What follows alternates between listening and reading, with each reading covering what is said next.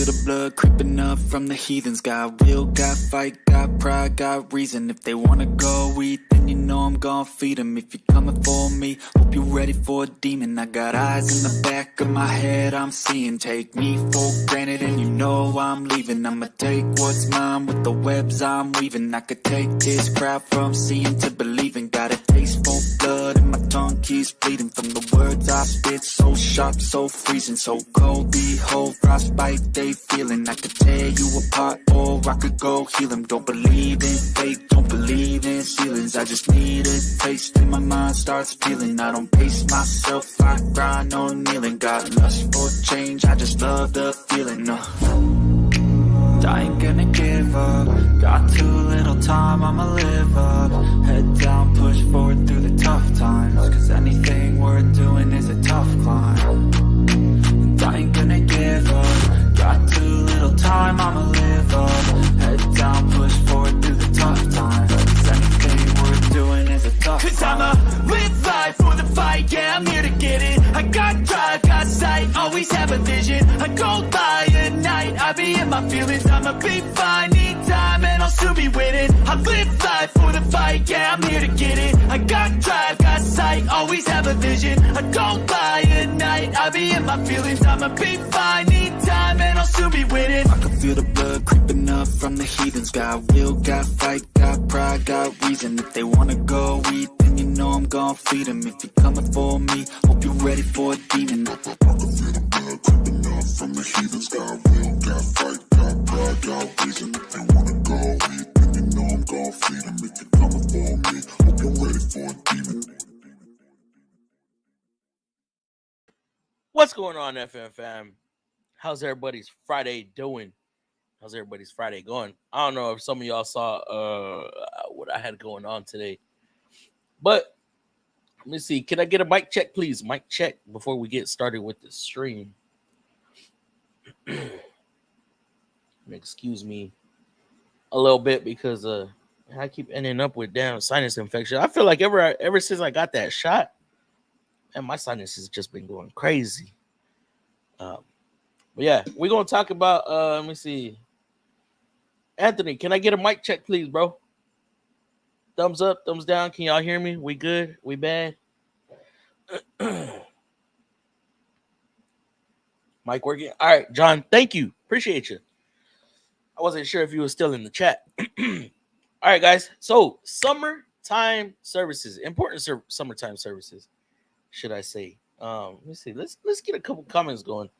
First off, how's everybody? You still trying to stream? Oh, yes, I just jumped on. Hold up. Hold on, guys.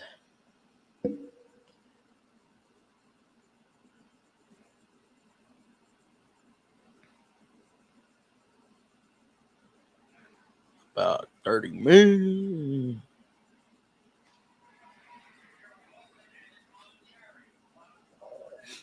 Trying to get a guest on the channel. All right, we good. All right, how's everybody's get those thumbs up? Yes, sir. How's everybody's Friday? How's everybody's week? How did everybody's week go? My Friday was I wish I would have finished what I was doing today, but the past 2 days just been crazy. So I got a little behind and I wasn't able to finish what I had to do today. So my butt got to go in tomorrow on my day off, finish up, and then Monday I'll do with all the paperwork and stuff. So I got to get straight time for this warranty work, pulling the dash, finding wiring issues, all that good stuff. But let me see, what's going on, Super? How you doing, bro? How you doing? All right, we're gonna get rolling. Hopefully, more people tune in. So, important summer services. What are we looking at? What's one of the main things that we need to? What's one of the main things we need to keep an eye on? Guess what the channel. Yeah, John, give me about 30 minutes, 45 minutes, and then I'll start bringing a panel on. I'm not going to be long tonight. I need to stop being on till midnight and stuff because, my old lady has to work in the morning, and I'd be keeping her up So yes, Emily just said it. Cooling system. Cooling system is probably one of the most important things we need to keep an eye on for the engine. And there's several things. So we got the cooling system. We don't want to be overheating. We want to make sure that engine is staying cool. Um, so along with that, the whole cooling system that we're gonna just say cooling system, uh, fans. I see John said fans and coolant. Okay, we want to be topped off on coolant. We don't want no leaks, and we need the cooling fan to work. Okay. Now, while driving, you don't need that cooling fan. You don't need a radiator fan. You don't need a condenser fan. All you need is ram air. That's what you're getting is ram air while you're driving. Now, when you're at a stop or idling, that's when you actually need the fan. Another thing, tires. Tires. People neglect tires like a mother. Okay. We are putting these tires through tremendous heat in the summer, especially down south. And it's not good when them tires start heating up and you're low on tread. You got worn tires, belt showing, all weathered. You got weather cracks and all that good stuff. Because then what's gonna happen? You're gonna have blowouts. Changing the tire on the side of the road on black asphalt is not fun. That's the you got the heat coming down on you, or the sun coming down on you. You got the heat from the asphalt. It's just not good. What's another thing that we need? This is gonna be depending on the car. One thing, dry belts. That's another thing that I see neglected a lot. Uh, Worn dry belts. So you need your dry belt to drive your water pump and or cooling fan. What's going on, Fluffy? What's going on, Raging? Um, what's going on, Peter? So yeah, the fan belt. Oh, excuse me. The fan belt. Some cars are timing chain driven water pumps. Some cars are still drive belt, serpentine belt driven water pumps. Now, if it's a transverse engine, you don't have the belt driving the fan. You have electric fans. But if you got a rear wheel drive vehicle, then you may still have a drive belt driving your fan, or you could have a combination of both. So we want to keep an eye on coolant. We want to keep an eye on tires. We want to keep an eye on dry belt. Another thing that hits real hard, and I've been seeing this, I've been seeing at least 2 or 3 of these a day. Just myself. That's not including everybody else in the shop. Batteries. Ooh. I've seen so many tow-ins these past couple weeks for batteries. Yeah, they could have tested good last month, but man, we are getting into some crazy temperatures, and the heat is just killing some of these batteries. And I'm seeing customers go and change their own batteries and change their terminals too, and they're putting these junk painted terminals on. That's not good. And they still have to tow in, and they're wondering, why is my car still not driving? Or why is my car still not starting? It's because they got these weird terminals on, but we have to charge them our diagnosis to figure out what's going on with their vehicle. Test the battery. I had one, I tested the battery, it had 8 volts. I was like, what the hell? Touched the terminal with my multimeters, battery post. I had 12.5. I was like, okay. You know what? I did a voltage drop across the battery post and the terminal. Boom. I was losing 4 volts. I was like, oh, yep. So let's get some OEM terminals on here and let's get rolling. And that's all it took. Of course, I charged an hour diet because I had to pull my meter out and I had to test the battery. The hell? Let's see. John saying high humid states, AC is critical since windows can fog up at even higher temps. I haven't seen windows fog up due to humidity. Now I have seen windows fog up because the air is hitting the window, cool window, right? Or it's cooling the window, and then the outside air It's like a glass cup or a beer, right? Outside. So now you're getting condensation on the outside of your windows. But that normally happens at night. But yes, AC definitely, especially if you're one that don't like rolling with the windows down. You want to keep an eye on that AC. Change out your cabin air filter, because you went through the winter, you went through fall, you had spring, all them allergens, all that pollen getting onto your in cabin air filter. You got leaves and stuff built up in there, and that's going to restrict your airflow. Possibly get onto your fan and start making that thing go. I didn't roll it right, but y'all get what I'm saying, right? You don't want that uh AC fan making noise. So what else am I missing? What else am I missing? Y'all help me out. We got battery, we got coolant, we got dry belt, we got tires. Oh, we got the fan. I know there's more. High humidity, the seats get saturated from moisture. Even the dash with heat now, you have steam and dew points 80 degrees, meaning wet windows. I don't know. I really haven't seen that. On the inside of the vehicle, I haven't seen that. Normally the humidity, once you turn on your AC, the humidity leaves really quick.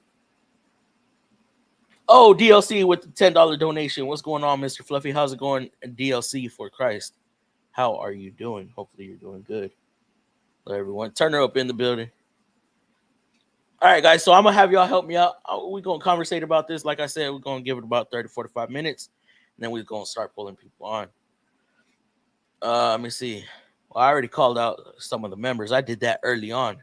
And then y'all know DLC is a member also. What's up, John? How's it going? Man, we ain't heard from John in a minute. How's it going, bro?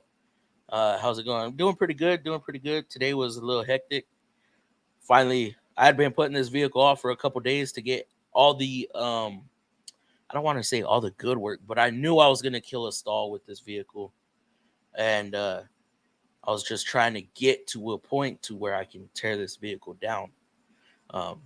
And just so happened to be today. I hate pulling dashes. Turner hit it. What the hell? Why is it? What? Almost forgot to update. I thought it was updated because you were green the last time, right? And that's why I was sending you out the magnet. Yes, I already sent out the magnet, by the way. Turner, I did send out the magnet. I had to look it up though, for the for the shipping or whatever. 3 stamps. It cost 3 stamps. So I was like, okay, that's not bad. Raging. What? Member for 2 months. FM fam. Oh, he's just commenting, right? That's just a comment, Raging. I was like, wait, hold up. It says 2 months, but your emblem is green, so I don't understand what's going on there. Raging, if you want a magnet, you know what to do. Hit that email, bro. Saludos from Fort Worth. Let's see the OBS Chevy. You're from Houston area, right? I'm heading out there on Sunday. Ruben, no, I'm not from Houston area. I'm somewhere else. not too far. I'm pretty far, but not crazy far from there. But what you going to Houston for, bro? What up, Fluffy? What's going on, Anthony? How you doing, bro? Hey, Fluffy. What's going on, M Leisure? What's going on, FM? Mike's working. Thank you, John. M Leisure. Get those likes. Yes, everybody hit that thumbs up. It don't take nothing but a click of your screen, man. Pound that screen. What's up, Fluffy? What's going on, Supra? How you doing? Guess for the channel. I'll guess I can be on the channel if you want to. Yeah, we're gonna be pulling them on here in a little bit. What's going on, Peter? Peter, I sent out your magnet today. I was getting ready to write. I wrote your name down, and then I was like, wait, where's the address? I was like, damn. Cooling system. Yes, cooling system is probably, man, there's those 3 key components. 3 key components is the tires, coolant, and battery. Because, I mean, what is coolant and tires going to mean if you can't get the vehicle started? And then I mean, you could be idling with bad tires. That's cool, right? Coolant gonna be good. Um, Tires are blown, you ain't gonna go nowhere. Or vice versa, you could have good tires and engine overheating. So I think those are the three key components. Coolant, fans, tire pressure. Oh yeah, tire pressure definitely. I'd say that goes along with tires, but I mean you could have good tires, just low tire pressure. You could be you didn't even touch your tire pressure all winter, and you got what? Let's say 18 psi, because normally you lose a pound a month or a pound every 10 degrees. So you could be down there, down low, right in the sidewalls, wearing them out. Ooh, you don't want that. Like I said, heat is not good for tires. Cooling AC changing out winter air for summer air in tires. Ah, you tripping? That summer air, yeah, put that summer in there. It's summer air in there. Just add, top them off. Good evening, gentlemen. Diesel Boss, how's it going? What's going on, Fluffy, and everyone in the chat? How you doing, Raging? Hopefully you're doing good. You on the road? Tire temperature ratings: black asphalt, but worse. Roads are made from old tires. Get hotter than asphalt. Higher temp thermostat. You believe in putting a higher temp thermostat in your cooling system? Higher temp or lower temp? In high humidity states, the AC is critical since the windows can fog up even at higher temps. If my AC ain't working, I got the windows down. Equalize that temperature or equalize that humidity inside and out. Forgot the battery. Mine blew the bus. Not sure why I forgot about it. Mine was 8 volts. Did a short about it. Oh, you did? I ain't seen you post in a while, actually. My windows fogged up today. It was rainy and humid. Oh man, that is the worst. Down here in Texas, if it's raining and you're running your AC, all your windows gonna fog up. It's like, what the hell? What's the point of the defroster? Well, of course, to defrost the window, right? Dry up the window. But if it's only gonna dry the inside of the window, it's not gonna dry the outside. So it's kind of, you gotta like match that temperature of the outside. High humidity, the seats get saturated from moisture, even the dash. With heat now, you have steam and dew points. Dang. So you mean to tell me, like, for the seats to get saturated, man, you got to leave your windows open for a minute, right? Oils. Oils what? What you talking about, oils? Hello, everyone. How's it going, Turner? Fluffinator, what's going on? Come up here, especially now, 99 degrees at 87%. You'll see lots of steam. In Oklahoma? Y'all got that much humidity up there in Oklahoma? When I was in Dallas, we didn't even have that much. Oh, why did I go up instead of down on the chat? Almost forgot to update membership. I thought it was up. I have auto updates off. That is so weird. That is so weird, Turner. Brake lines and brakes. That I would throw brake lines and brakes all year round. You know, you want to make sure that's good all the time. You know, because you ain't got brakes all year round. That ain't good. Thoughts on dry ice in the intercooler? I have no thoughts on that. I am a repair technician, not a performance technician. So I don't know how dry ice acts in an intercooler. Um, I don't know. I'm not in the performance world, bro. Greg, thank you for stopping by though. Anybody got any thoughts on this?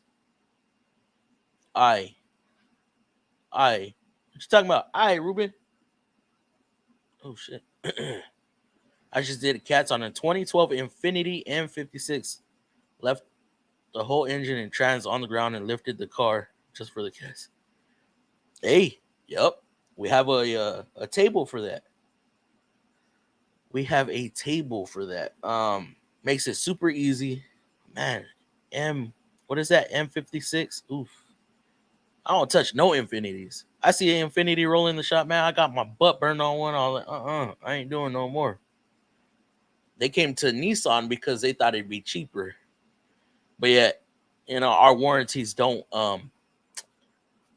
they don't intermix. So just because Yes, it's a Nissan part, but just because you got it installed by Nissan, not an Infinity tech. So we can't work. We can't warranty labor. We can warranty the part. We can't warranty the labor. These cars are getting more and more difficult to service. Yes. Oh my goodness. You should have seen the dash I had to do today.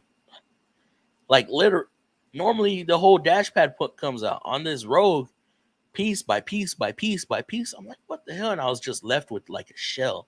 It's like, what, man? This is weird. Imported, important. I wrote important. You had me thinking I mistyped it. Summer service, oil due to heat changes, and also trans service. Yes, we want fresh fluid. We want to get that semi-burnt fluid out of there. But I mean, you can go. You can go. I don't know, however many miles. We do 30,000 2 years on the CVTs. Uh, Even on the trucks, on the rear wheel drive automatics, we go 2 years, 30,000 miles on them. So I don't know. That one's we'll talk about that. Trans service every year. Ooh, thank you, I appreciate it. Yes, sir, Peter. Tacos, hey Baja, man, we need to meet up for that, bro. It was 90 today in Massachusetts. Massachusetts. I have trouble saying that one. And we thought we were going to expire. Nothing like you guys. My daughter is in. Oh, Houston is stupid humid. What's going on, Mark? We get up to it. How?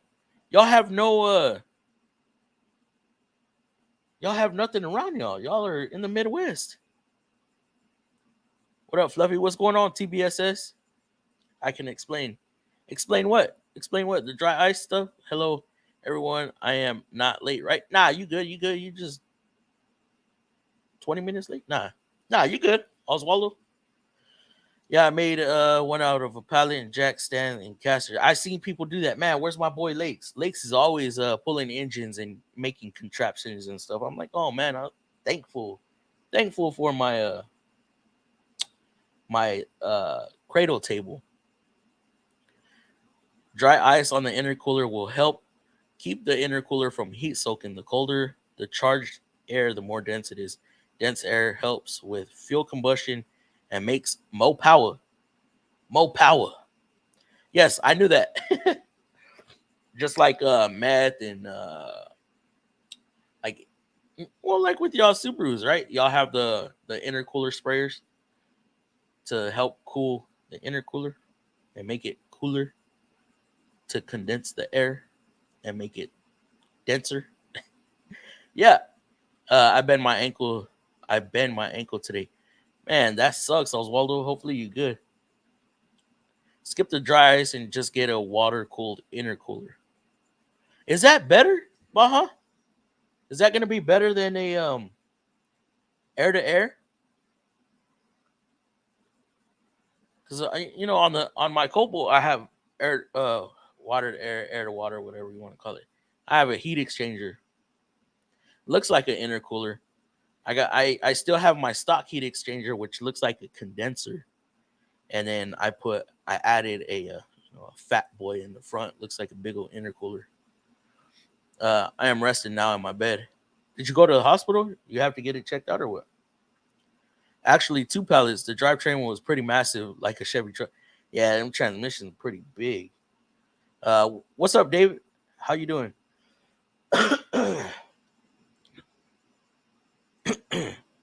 That's what 16 years of working on cars will do. I just find a way to get shit done. Period. Zero service procedures, no problem. 16 years, huh? Man, I'm right behind you. Yeah, well, kind of right behind you. I'm at 11 years in. Hey, quick wrench. Let me see. Mindful masterpiece. What's up, everybody? My Corvette guys come twice a year to have the air dam cleaned. The loaded high idle time on hot days. So to have the air dam clean, what are you cleaning out? Bugs and debris or what? Check tires, tire pressure, listen to and feel the brakes, secure and test the battery. Man, y'all see people put undersized batteries. I'm not talking about like cranking amps. I'm talking about the actual physical size of the battery. Putting a smaller battery in there. Yeah, O'Reilly's or AutoZone or whoever the hell, they give these little plastic spacers. Sometimes like it's just a cheap, it looks like a T. Those things don't work for shit. You go to snug it down and it just pops off of the battery. So people get frustrated and they throw their hold down around away. And then as they're driving and turning is moving, what happens when the battery moves around? You're flexing your cables. What happens when the cables flex so much? Ooh. Top off engine oil and other fluids, check belts and hoses. Keep the AC running cool. I can go on. Not really. You didn't go get it checked out, bro? Is it bad? Intercooler sprayers are banned for track use because they. Oh yeah. I got you. I'm just thinking like normal on the road. They do not like water on the track. Water cooled intercooler can be costly setup, but if you're looking for stable power, go for it. I didn't even know they offer. I didn't. Well, I mean, I guess you can convert anything as long as you want. Yeah, it's gonna be pricey changing up the whole system itself. It was a little costly for me to upgrade mine because I'm at a stage three, right? Does anyone listen to music in the shop? Yeah, we do. I have to tell them, hey, tone it down. I'm trying to record. Be trying to get me copyright claims and stuff. Hey, say your SAER, mobile diesel. Alfred, what's going on? Happy Friday, Fluff and Familia. How's it going? I have to have music playing in the shop. Either music or hell, we bullshit all the time. We're always talking mess, shouting across the shop. Some things we gotta tone it down a bit because we still have customers walking by and stuff. We don't want them thinking we're too crazy to work on cars.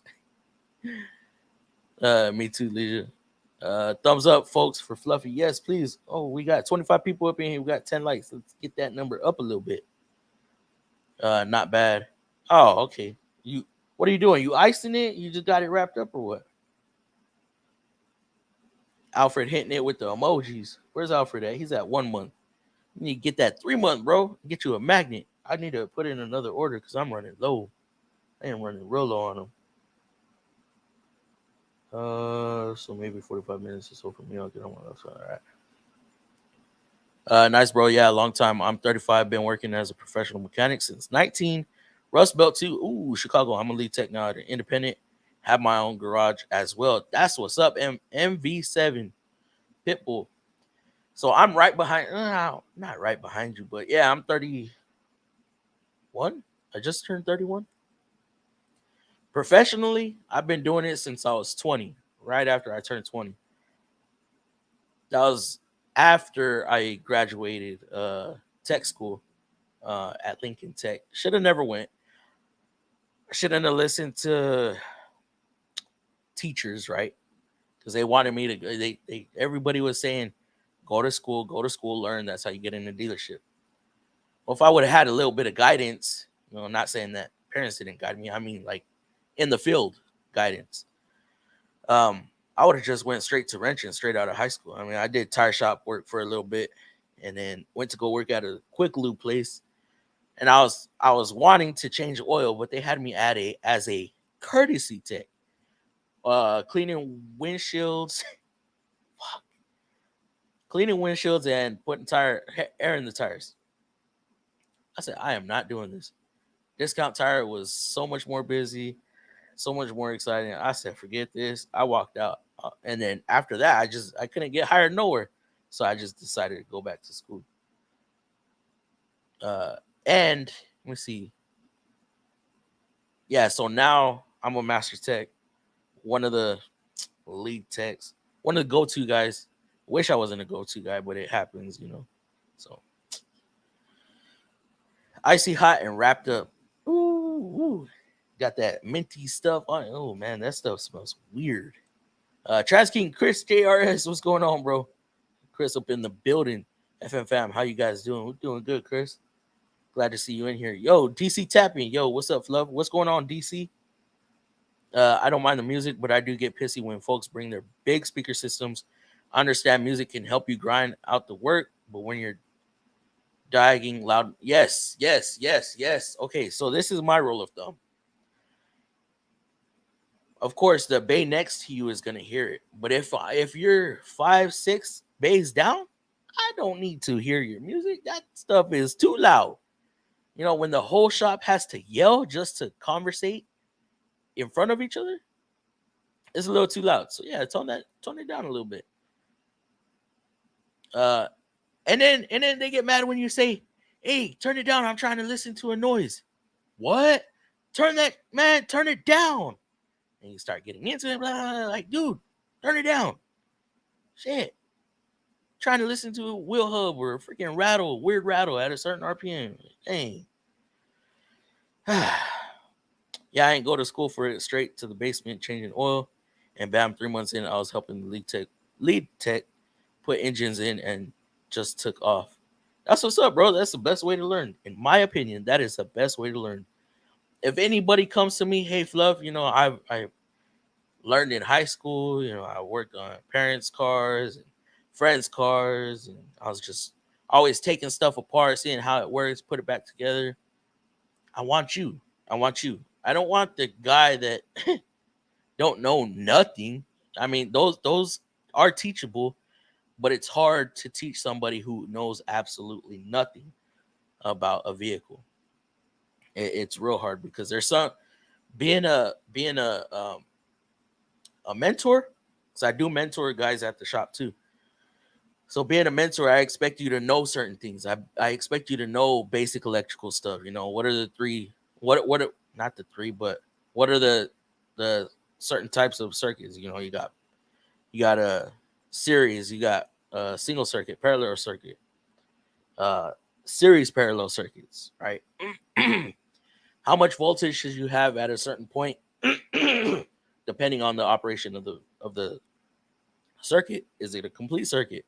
What are the things you need to have a complete circuit? You know, power source, conductors, load, switch, you know, power ground, load, all that good stuff.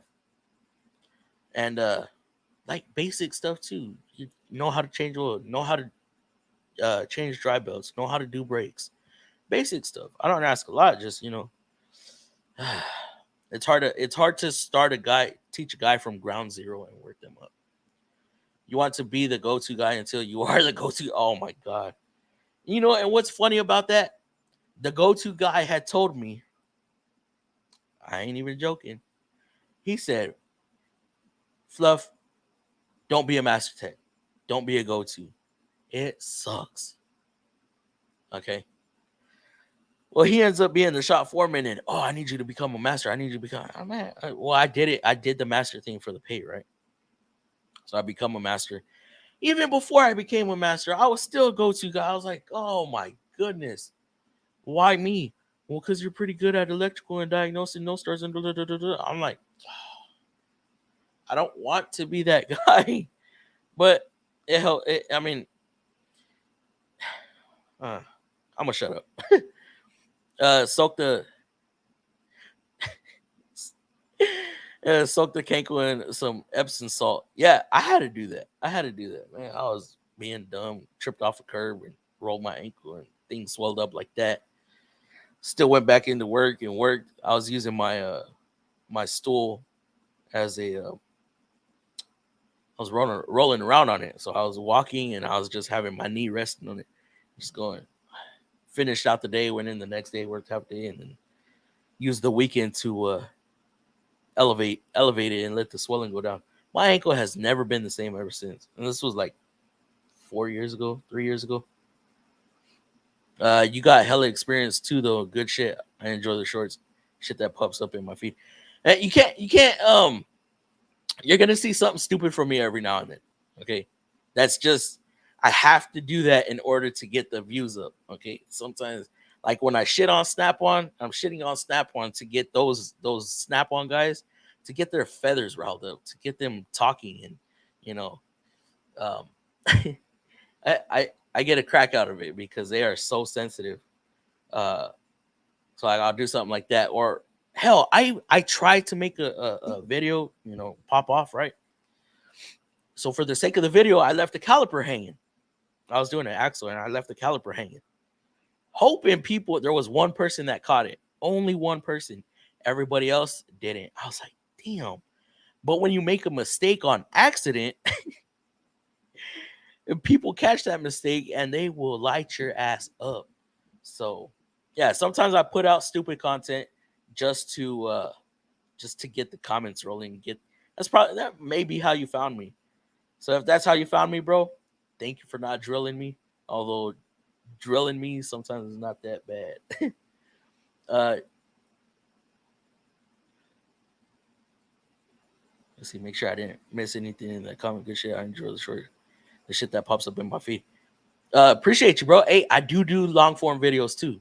I don't know. There's a lot of subscribers that probably don't even know I do long form.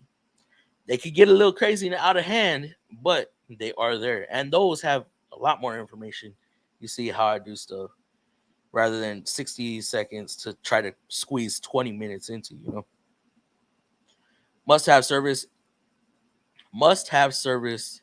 Make sure your window motors work. For when you leave the foster kids in the car, you must remember to crack the windows. Oh no, we can't even do that here. You leave kids in the car, that you're asking for something. Hi, Sayer Mobile. Wrenchin, what's going on, Wrenchin Mafia? How you doing, bro? Is it really? It is a really. It really is the best way to learn.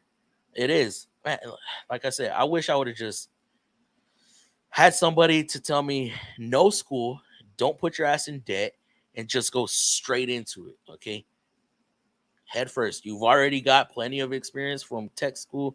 You know your tools. You know how to use them. You know basic functions of a vehicle. The only thing I really did learn in tech school was basic electrical, though. Like, cause all depending on the person who's teaching you, right? So my high school instructor, he just couldn't get it to click in my head. 2 days into basic electrical at Lincoln Tech, had one of the greatest guys teaching, and man, it clicked. He explained it one way, and it clicked, and then everything that my high school instructor was talking about, everything like a freaking like flashback, just all that information started coming back to me, and I was like, I understand it, I get it, and ever since then, I've been pretty solid. Uh, let's see. I forgot to tell you a big necessity for high temps, a great sound system to keep you cool. I need to figure out what's going on with mine. I don't know what the hell. I feel like I'm losing signal somewhere. So I got a nice little 12 in the back, and I don't know. I found a loose wire one day on the sub because I got those twists. You know, yeah, I don't know. And I hit them. I hit them right to see if they're sending spark. Got power. Sparked. I'm like, okay, hook it up. Worked for a day, and then I didn't have power again. I was like, what the hell's going on? Amp is turning on, everything. I don't know if I got bad RCAs. I don't know if my converter's messed up. I don't know. I didn't install it. I had custom sounds installed because I didn't feel like touching a brand new vehicle. But just been too busy to check it out.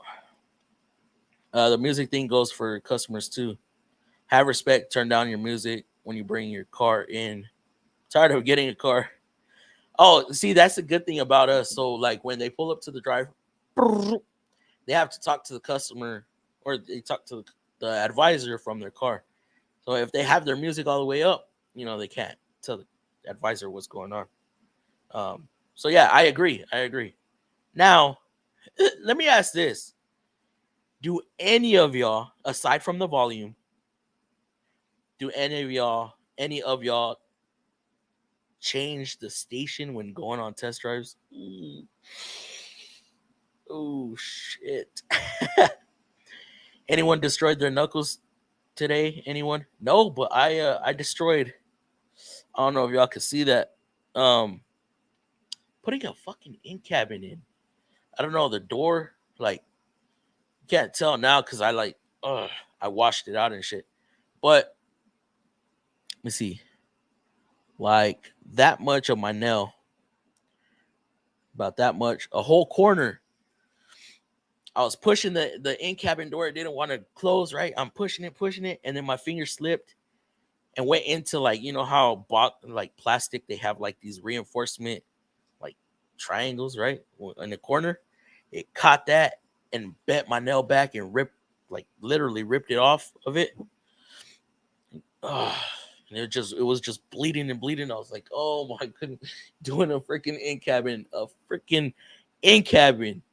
I didn't destroy my knuckles, but and then I had to remove the dash after that. I was like, oh yeah. So it's real tender right now. Real tender. It's gonna turn black on me. I already know.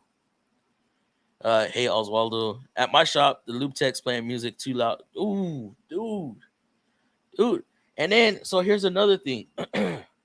Here's another thing. So we do I don't know if anybody else does this, but we do video multi-point inspections.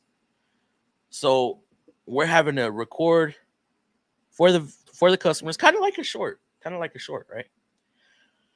Having to record their license plate so they know that it's their vehicle. I go to what they're complaining about, tell them what's wrong with their vehicle, and then I hit key components, suspension, leaks, tires, and then we upload that to a multi-point system that we use, and then and then the customer is able to view the video. Sometimes it helps to sell, sometimes it doesn't. Sometimes customers feel like they get a bad feeling off of it, right? And I messed up on one video. I said, because I can't even talk. Oh, well, anyways, I can't talk about it because I'm not going to be specific.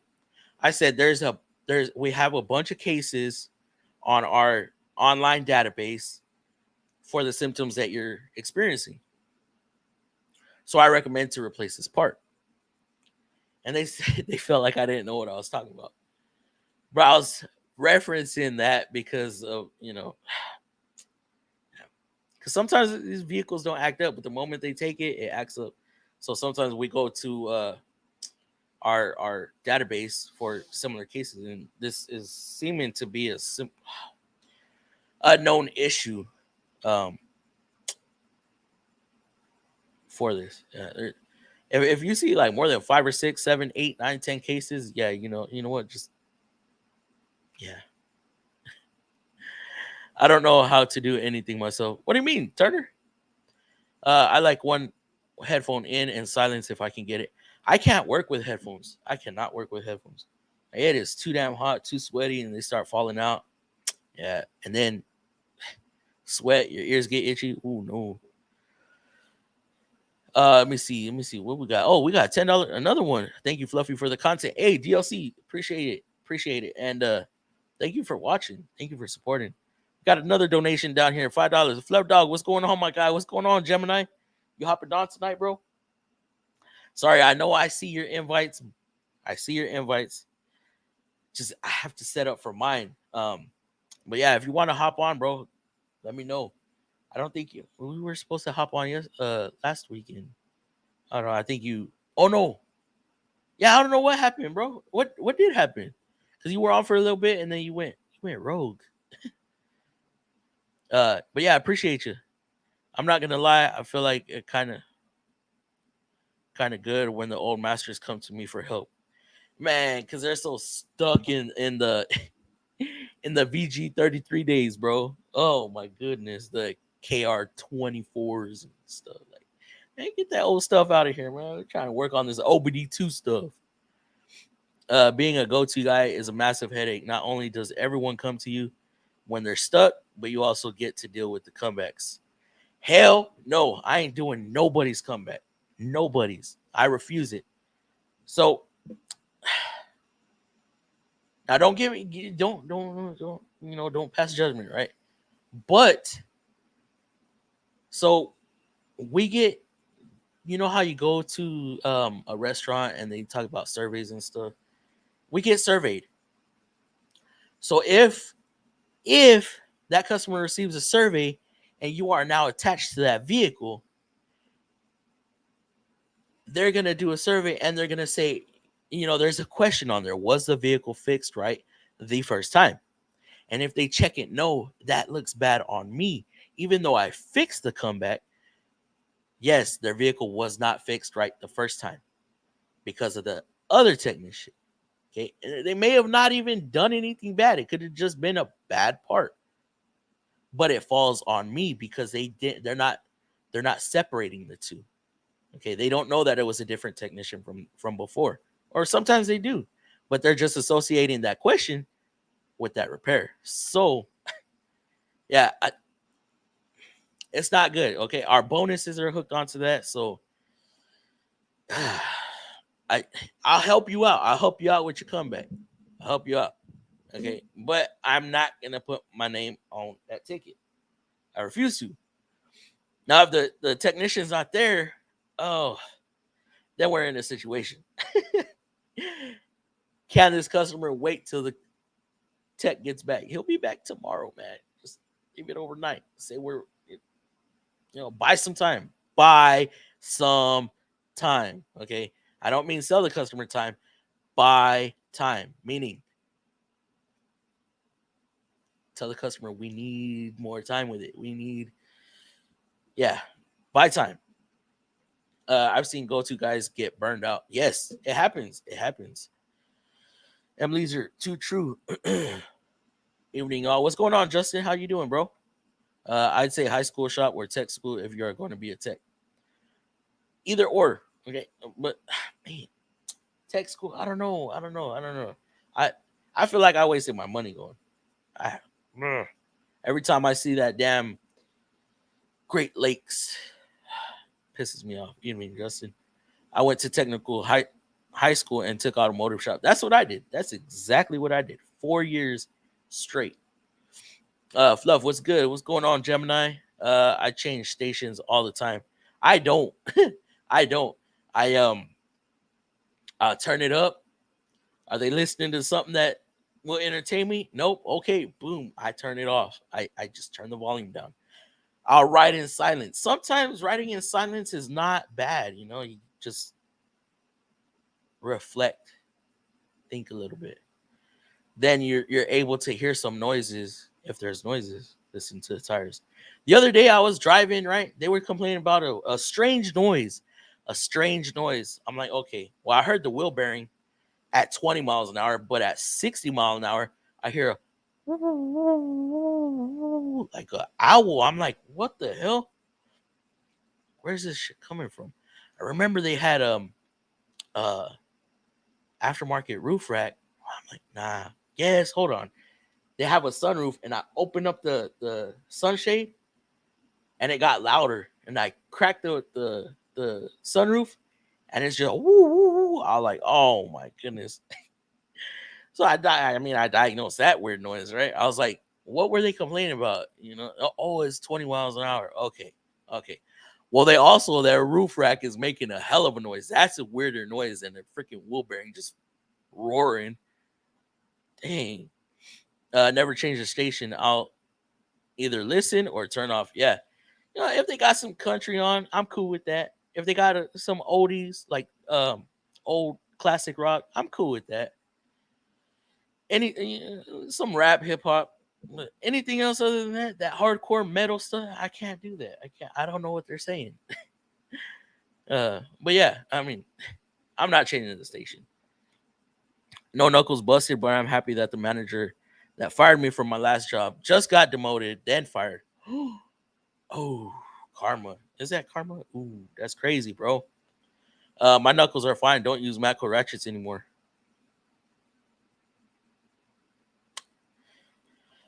Dave, they updated the gears, right? Now,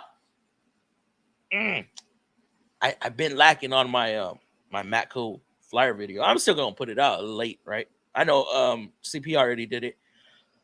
But I saw something in there. I was like, oh hell no, bunk ass. Like, Yeah, y'all gonna see. Y'all gonna see. I laughed. I said, Mako, no, do better. Do better. They had him train his replacement before firing him. Oh, well, you're not talking about man, why'd I just lose his name? God, what's that other YouTuber's name? I forgot. But yes, that's crazy.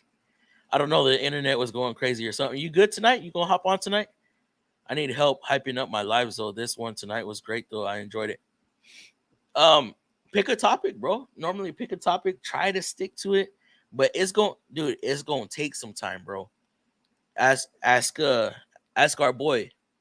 You know, when I first started doing this stuff before my little blow up, 100, 500 subscribers, whatever, I was only getting like 2 or 3 people in there, and it was people that I knew. Uh, Shout out to his name was SPT SP SPTT Steve. I don't know, dog watcher. If you're hearing here, Steve. He normally watches the lives. He just sits back and listens. Comments on damn near every video. He's been there for a long freaking time. Like, whoo, this dude is, yeah, he's been with the channel for a long time. He was one of my first viewers that wasn't friends or family. So they start off slow, and then after I was able to start posting again, I was doing lives. I did a couple lives before going live with JT, and I was getting like 10 people maybe. I mean, even now with 40,000 subs, we get what, maybe 40 in here normally. So it's gonna be slow. You know, you just got to be consistent with it, and you'll do good, bro. You'll do good. Having somebody on there with you, having Total on there with you does help though. I'll tell you that. Had to leave, but I am back. That's what's up, Oswaldo. Thank you for coming back. I got brain damage and became a mechanic. Could have been an astronaut, NASA communications officer. Ooh, man. Damn. What up, Fluffy? Oh, okay. Okay, so you remember we were talking about that? Yeah, pedo in Spanish means some crazy stuff. What's going on, Warren? Learn how the survey algorithm works. When I worked for Ford Lincoln or Subaru Mazda, I figured out the surveys gets logged under whoever flags the first line on the work order. Yeah, that's how ours is too. But if that's their complaint line, which normally it is, then my name is on it. And I'm like, get me off. But sometimes I'll be like, so we have Nissan bonus, and we have uh for the shop, our shop manager uses the Nissan style bonus and applies it to our monthly bonus. And you know, sometimes I'll be like, hey, you know what? Just flag the shop, right? Flag the shop. Well, this guy, he goes in who worked on his ticket. He'll pull up our multi-point to see who did the multi-point and attach our name to back to that ticket. But yeah, if you go back and prove it that it wasn't you, then it's able to overturn. But I mean, it gets tricky sometimes. So every RO starts with 24-point inspection. Flag the other tech. Yeah, Tech 99, the shop. I know exactly what you're talking about. Yes, updated gears, but broken knuckles happened before update. Snap on for the win. No snap on, snap off. That's why they originally got that troll name, Snap Off, because don't get me started, Dave. Even though Matco don't make their own tools, who gonna say that? Yeah, don't be playing me like that. Oh shit, we're already at an hour. Guys, start emailing me. Email me if you want to come on. Um, Shit. I mean, we're down here already at the bottom. We'll copy the link. That way we can start sending some invites out. I'm eating ice cream right now. Is anyone else eating something? No, sir. Eating air. Meatball, what's going on? Dude, I saw you commented a little earlier. I have not really responded to comments today. I was stupid busy. Dumb busy. But yeah, thank you. welcome to the chat. Welcome to the channel. Welcome to the live stream. Hopefully you're enjoying it. Gets a little crazy though. So guys, in the comments, y'all know I fall super behind once we start getting people on. It's crazy. Not tonight. Got work. Oh, you got work too? Yeah, I gotta go in. I gotta go finish putting this dash in. Pissed me off. Had some chocolate. Ooh, those are good. You like the crunchy ones or you like the chewy ones? I like the chewy. To get attention with streams, you need to have a clickbait title or just make it something stupid like shops charge too much money for. Yeah. Oh man, I had did one. This was a good stream. It was something about a toolbox, taking a toolbox home or something like that. And I had a picture of a toolbox on the tow truck, said fired or quitting or something like that. Oh my goodness, so many people came in all at once. I was like, whoa, hold up. Yeah, that was a good stream. Just clickbaited everybody. Or I'm done. I just said I'm done. I was at the shop. Or what's another one that I did? Walking out this place, right? I had back then I wouldn't even do thumbnails. I just put walking out this place and it had my picture. And everybody thought I was quitting. I was like, nah, once we're done with this stream, I am walking out. I'm leaving. I'm going home for the day. So yeah, clickbait titles, they're good. Pedal. Yeah. You ever had bulgogi? Yes, that stuff is good. I just tried it last month for my stepson's birthday. Yeah, man, that shit was good. Bulgogi. Yeah, it was good. Supra. Let's see, we got any emails? Anybody email yet? What is going on? Let's see, invite, copy. Who we got? Where's okay, Dave. Dave was first right there. I'm sending Dave a link. Hopefully Dave's able to talk to us tonight.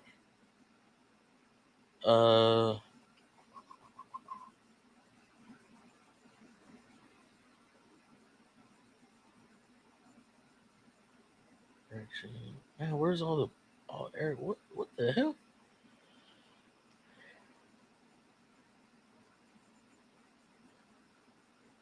Yeah, Quick Ranch trying to trigger Fluff. What's going on, Barry? How's it going, bro? Yeah, he knows how to get me. I tell him, calm down, Dave. Not today. Not today. Let me see. Chris, you coming out tonight?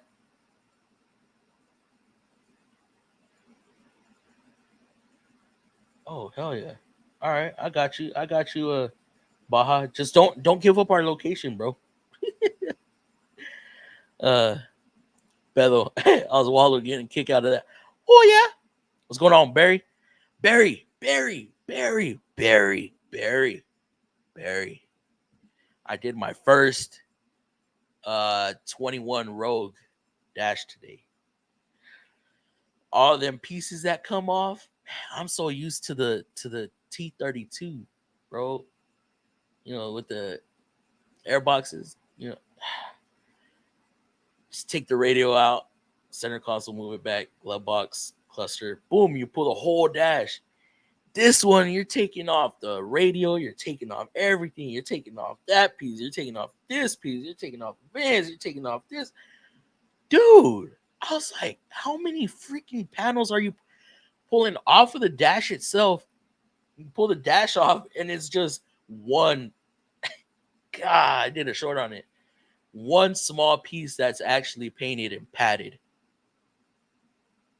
What the man? Well, it wasn't too bad. This is one of those ones that I had to be like, okay, read the bulletin. Okay. I wasn't doing the recall, the airbag recall. I was just using that as a reference. Yeah. Yeah, he ain't gonna get me. Not tonight. I did that this week. Packed and locked my box for good. Completed. Oh. No way. Dude. How does that feel? I can't imagine that. I cannot imagine that. 36 years, that would put me at 56. And we got a guy real close to retiring too. He's been at the shop. since '06, but he's been wrenching since he was 20, and he's what 64 right now. 64 or 65, something like that. Yeah, he's getting ready to retire too. Everybody's gonna miss him. Everybody's gonna miss him. That was our you know how Filipinos are. Well, not Filipinos, but what do you call it? Not, I don't want to say foreign, but you know, people from other countries, they have a different work ethic. Crazy work ethic. So yeah, and we're gonna miss him. Johnny Dang for the win, bro. You saw that damn impact. It hit me. Luckily, I had my hat on because it swung around, hit the bill of my hat and pushed my hat up. And then I was like, "What the hell?" I turned and I was like, "Oh shit, okay. Well, let's not stop the video because I had already tried it like 3 or 4 times already." And then, oh, dude, I forgot the freaking lyrics. I was going crazy. But it was cool. It was fun. Anthony, you coming on tonight? Email me. Chris, Baja, I already sent y'all emails. What's going on, Oswaldo? Just emailed you. Got it. Sent it back. Doing great, but my leg. SpongeBob. It's been a long weekend, at least only on call for tomorrow, so I'm staying up all night. I can't stay up all night tonight. Let's see where we at on time. All right. Oh shit. So my shop is starting to use Valvoline products for all our services. I have no experience with that. Ask JT next. Ask him what he thinks about it. Don't give up location, bro. I know you're broadcasting. This guy. Baja.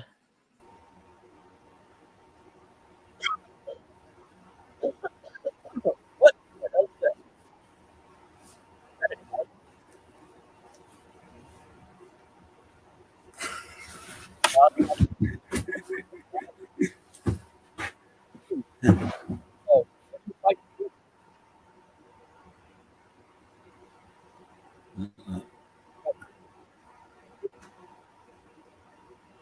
StreamYard audio sounds funny.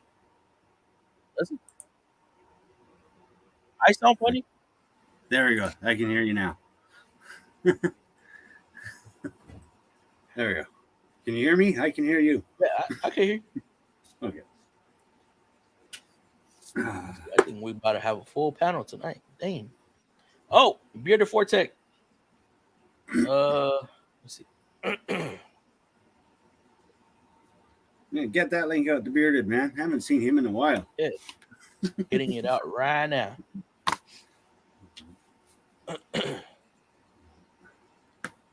I just seen that. I was like, oh shit. All right. Let me see.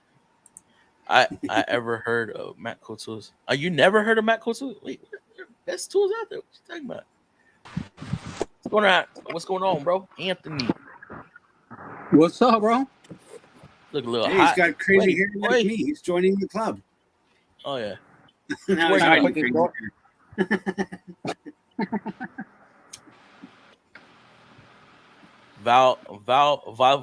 Valvoleak. Damn. Hey, can you hear that fan? Is it loud or no? Not really. Or sounds good? All right. Yeah, you good. Well, it's good to see that you finally got a fan, so. I've had it. It just blows hot air. It's really not any good. Dude. It's 100 degrees right now, so. Yeah, dude, get a swamp cooler. You know what? I was supposed to do work for a guy for trade, and then he rescheduled and he never hit me back out. Like, dude, I'll buy it from you. Like, what's the deal? Get a small one. Like $300 online. No, he had the one from Home Depot. It was like $500, and he was going to sell it for $150. Yeah, what's going on? Bearded Forte. What's up? Hey, we can hear you today. Yeah, no more technical difficulties. Yeah. What's up, guys? Hey. Down there. Put it on. How you guys doing?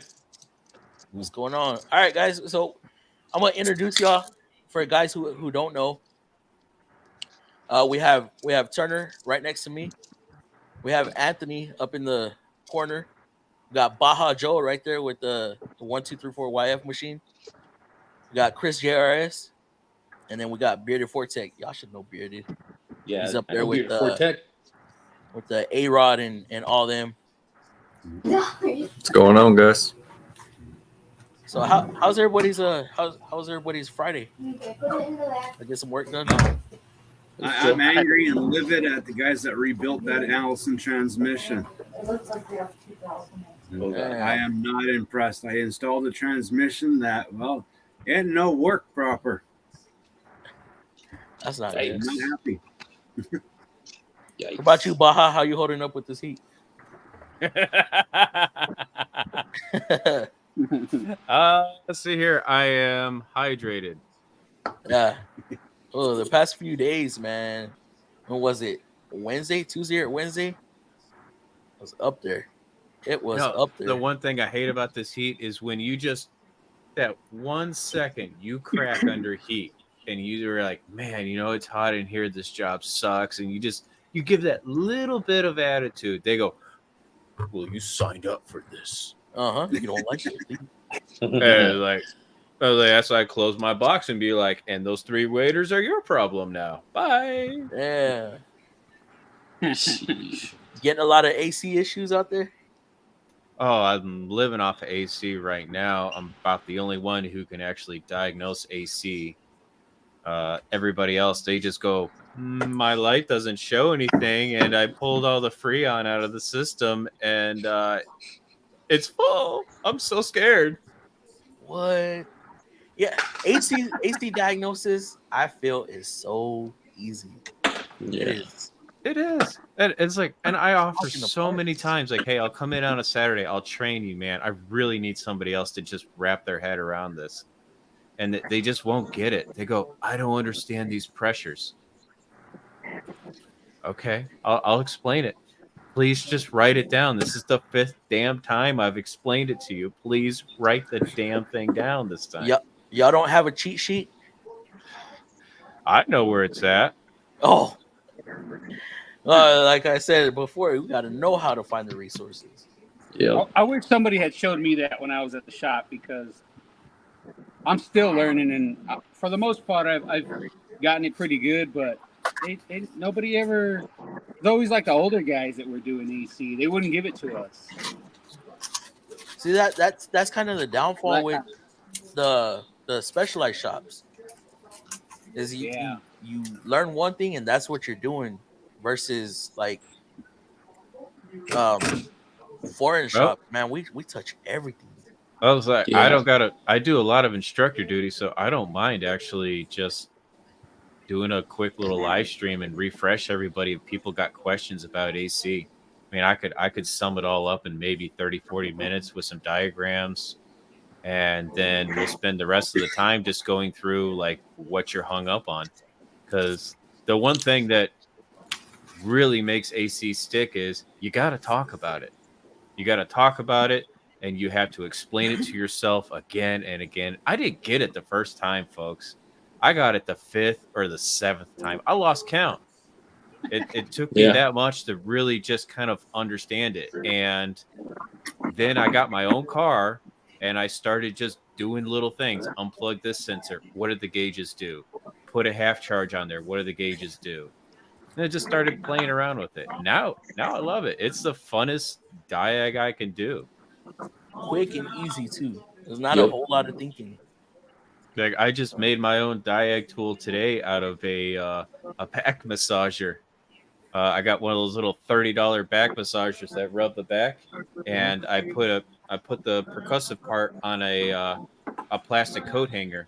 And if I suspect that there's an intermittent leak coming out of one of the hoses from the engine vibrations, then I'll just wrap that around the hose, and I'll put that thing at about high, and then I start looking at it with my sniffer and be like, oh, that's how it's leaking.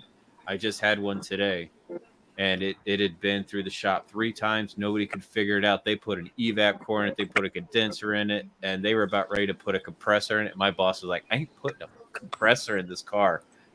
Like, this lady's already been here so many times. Was there no dye, or was it just that? Oh, they had dyed this thing so bad. I had to do an evac and recharge about 10 times to get all the damn dye out. Damn. Like, because they were blowing O-rings. They were like, "Oh, just keep putting more dye in it. It's gonna show."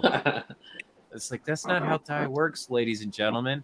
And most importantly, if your leak is on the vapor side, which is the low pressure side, it's not going to show dye because vapor doesn't like to stick to the dye. It won't pull it out of the system. If it does, then you got a shit ton of dye in the system, and you need to do about 5 or 6 recoveries to get all that dye out.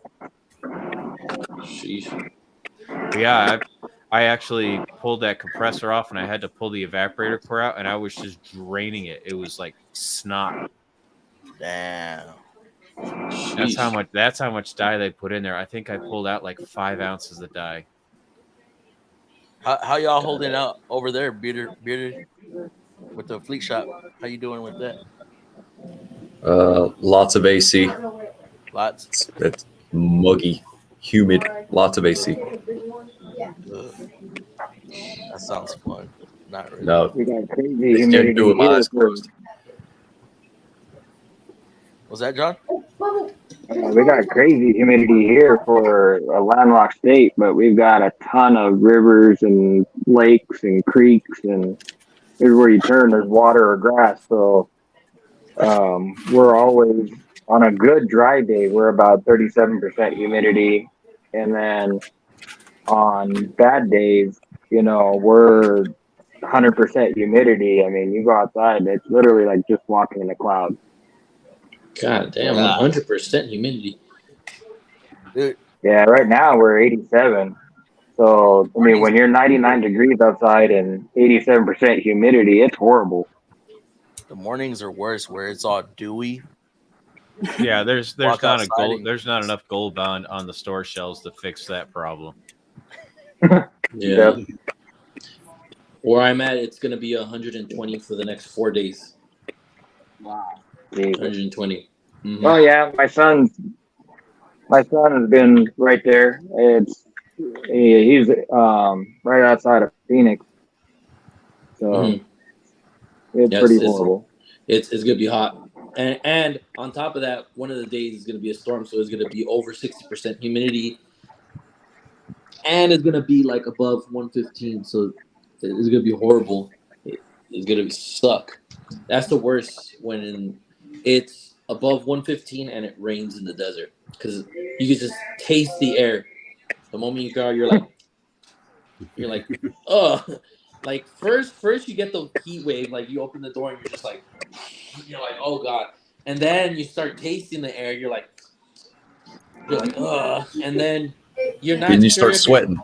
And then you're not sure if your AC sucks or it's just super hot. Yeah. Well, you can't tell if you're sweating because of the humidity. Yeah. You're like, am I sweating or is this just the air? The Dude, humidity your in shirt's the air. moist all day. Like no deodorant can withstand that heat. But yeah, but you get used to it though. You kind of get used to it. I mean, you still feel it, but you can power through it kind of once you get used to working above 115, the 120s. But it's just gonna suck though. I feel like an old man when it gets really humid. I actually put suspenders on because my pants get so weighted down with moisture. Yeah, I'm not looking forward to it. Not looking forward to it. I don't know about y'all, but I'm already ready for October. I'm ready for it. Dude. Yeah. Over here, it's still hot in October. Porch Monkey said it's 95% humidity and the sun is down. And he lives in the same state I do. He actually lives about 20 minutes from me. Oh, It's very humid outside right now. Yeah, I wouldn't be able to.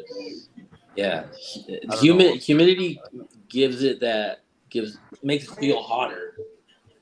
Makes it feel way hotter. But I'll tell you one thing. Once you get past that 120 mark, you're not even thinking about humidity anymore. The humidity level is like no difference I'd be whatsoever. just thinking about surviving. Forget everything else. Dude, when I first moved out here, I was like, and it hit 127. 127. I was like, great, my first year here, I get record numbers. I put my hand out and I had a black glove on, okay, black nitro glove or whatever. I put my hand out for like 5 seconds. It felt like it was cooking, just because it was black. And I was like, God damn! I took it off. I was like, okay, I'm able to withstand a little more. But I've never had to think about, hey, you're going outside. Take off your black gloves because they're gonna freaking cook. You know, damn. We're looking at 70% humidity right now. We got a 20 mile an hour heater going on right now. So we got winds, but it's hot. Yeah, The wind helps a little bit. I just had one of my commenters who was ripping on me in a video I put up today. He's like, "Man, you're not wearing gloves," and he's ripping on me about safety. I'm like, "Bro, you can't wear gloves in this humidity." Nope. No, I was like, dude, I just wipe my hands a lot. That's all I can do. It's funny you say that, 'cause it's 65 degrees in my shop and I won't wear gloves. But outside, if I'm working on something outside, I have gloves on. It's like the opposite. Oh, okay. I don't know. I that was a new thing to me, like where the sun just, if you have like latex or nitro gloves on, it's like your hand becomes like, I don't know, an insulator for heat, and you're just like, just take it. I'm like, screw this. I'd rather get my hands dirty. Well, see, I learned a trick from an old school mechanic for when it's cold outside to keep your hands warm, because when your fingers are cold, it sucks. Like you bang your knuckles and it hurts 10 times worse. Yes. If you have a glove on, if you put lotion on your hands and then put your glove on, the lotion acts like a barrier and keeps your hands warm. And I was like, ain't no way, dude. Tried it. Sure enough, my hands were warm all day. Damn. I'll have to try that. It doesn't get too cold over here, but I'll have to try that one day. But trying to find somebody in the shop with lotion is going to be the trick. I'll have to bring my own lotion. I'm your Huckleberry. I got some lotion. We get cold. We don't get cold here. That's where I'm lucky. If it's cold, I'm not worried about it. My hands love the cold because I'm built for the cold. Minus 50, I love. This second starts going over 80, I'm on death row. I was not I wasn't built for warm weather. I was built for the frigid cold. You're cold like 10 months out of the year, though. If it could be 80 degrees and steady 80, I'm fine with that. Yeah, anything below 100, honestly, I'll be good. I'll be like, yay. Anything below 100 is good.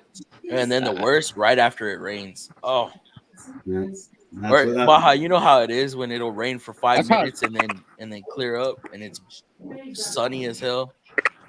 Yeah, all the moisture burns off, and you're like, I'm not wearing glasses today. Yep.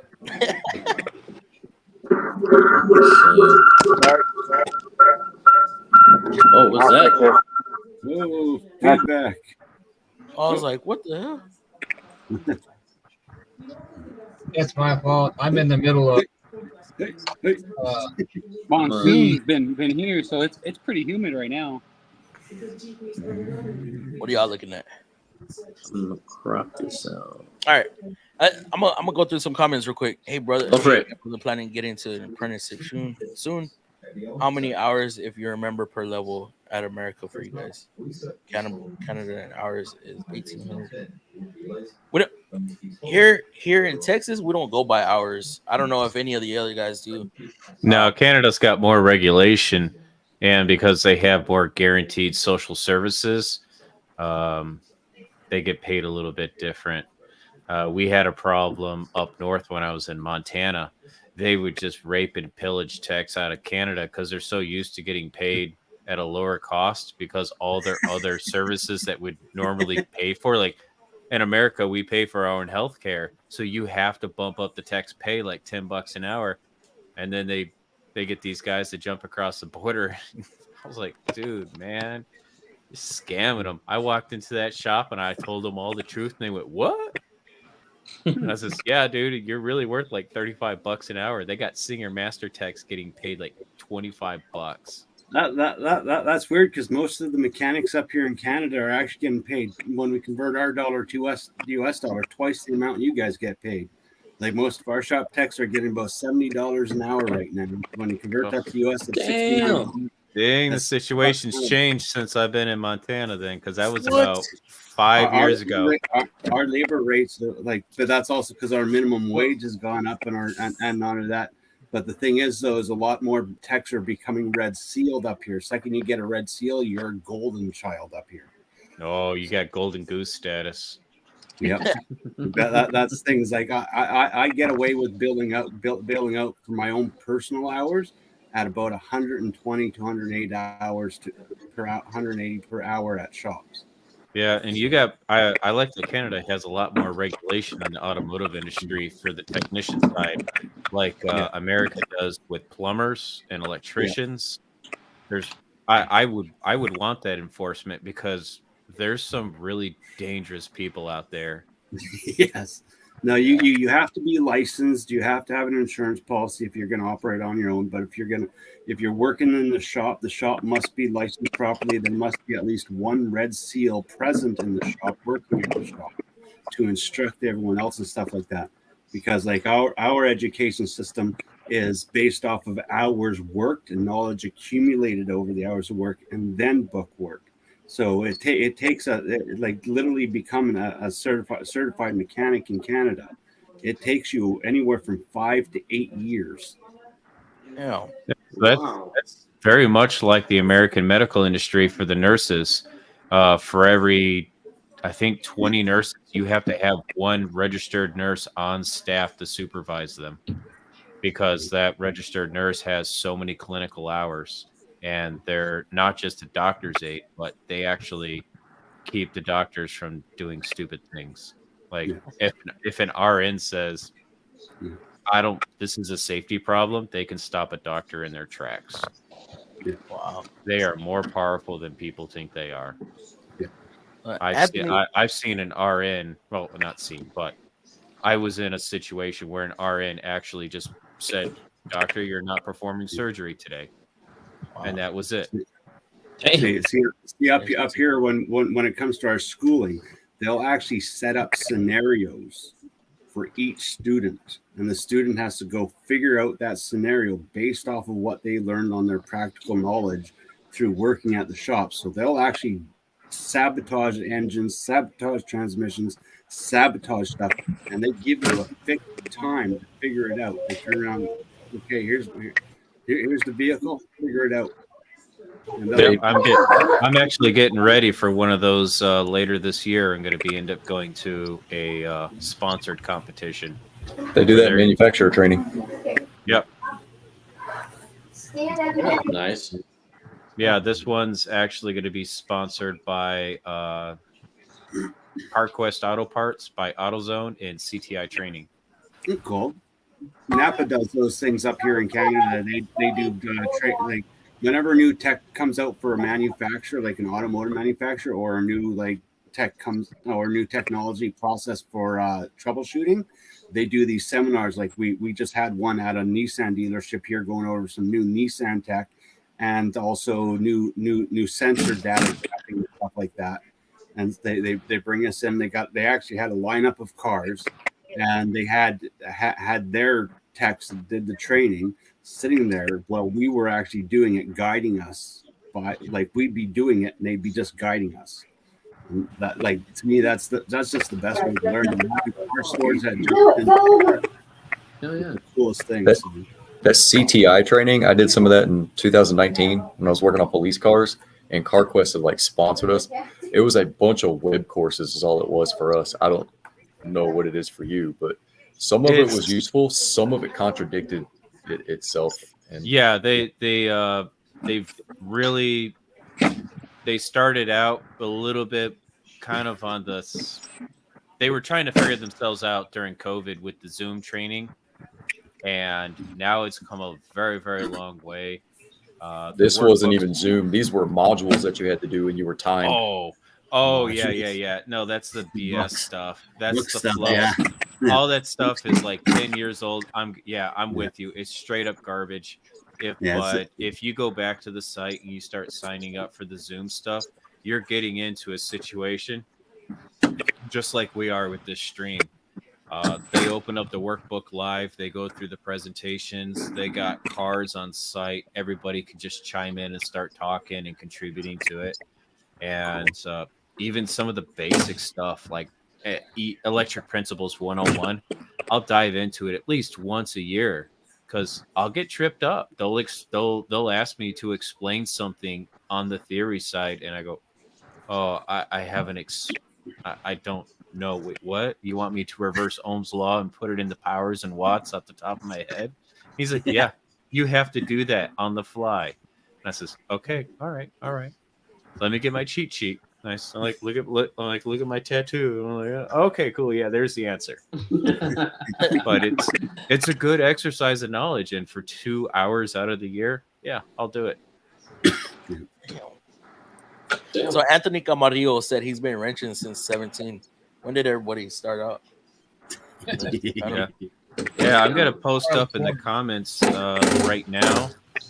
There is the registration for the STX convention. It is about $3,000, and that pays for your airfare, hotel, food, and it's a 5-day nonstop training event. And it's a huge networking event too. And that's also one of the best investments you can make, like investing in yourself, if you're going to go that route. Yeah, so it's in April next year, 2024. Start saving up. It's if you're in the diagnostics and you want to become that guy who makes $50, $60, $70 an hour, this is the place to go. Yo, can you send me that through a private chat so I can post it in there? So I can get posted on for everybody else. I started when I was 14. Or send it to me in an email. What was that, John? No, I was saying I started when I was 14. Oh, it's you. So this is working on friends and family and stuff? On the books, I started when I was like 17, 18. On the books. When did you start on the books? Like actually working for somebody? Like working for somebody? Yeah. We'll say professionally. 2002. 2002. Yeah, I was 18. Yeah. And you, Chris? Nice. Same time as you, almost. Same time. When did you start? You started like 2013. Professionally, I've seen 2012 like for money. Like I'm not for money. I should say like for a shop. For the dealer, okay, at a repair shop, yes, 2012. I was doing tire work and stuff, lube. In 2010, straight out of high school. I was hired before I was able to work, and then when I turned 18, they brought me on. I feel old. 13 is when I started. Tell me about that. I started late. I was 30 years old, 32 years old. But you had a different career, right? Yeah, yeah. I did Air Force for 12 years and got out, decided I wanted to go to college.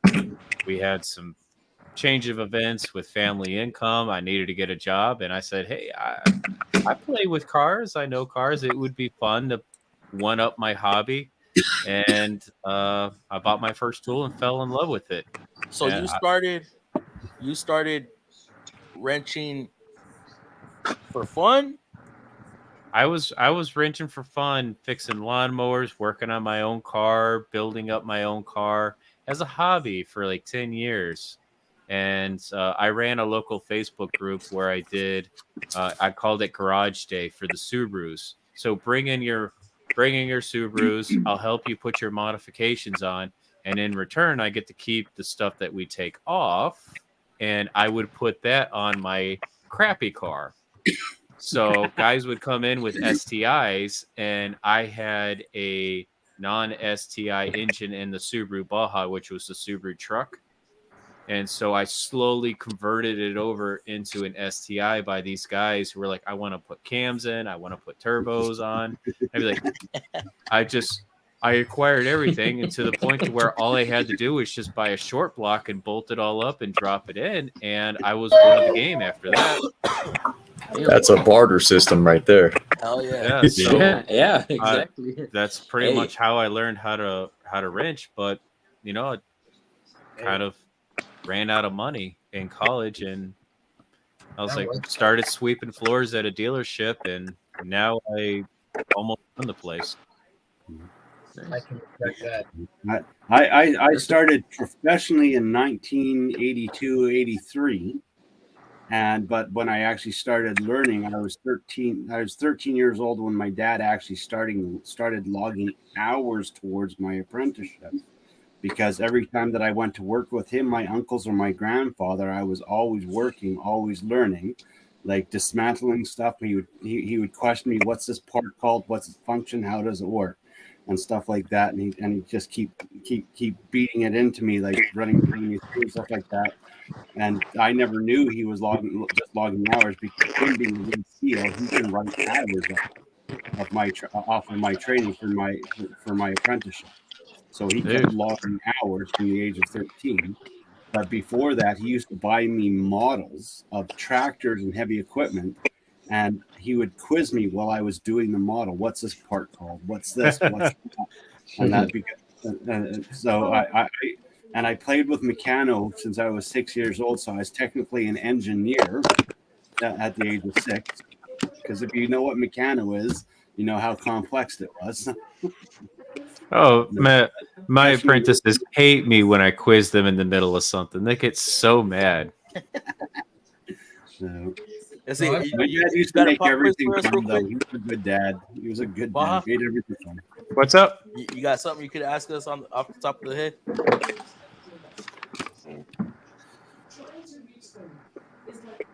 What you got? Yeah, I do. So here, I'm a big person who pushes education. So I'll ask you, how many hours a year do you actually commit to upgrade training for yourselves? Do you pursue it yourself, or do you wait for somebody to just send you to a school?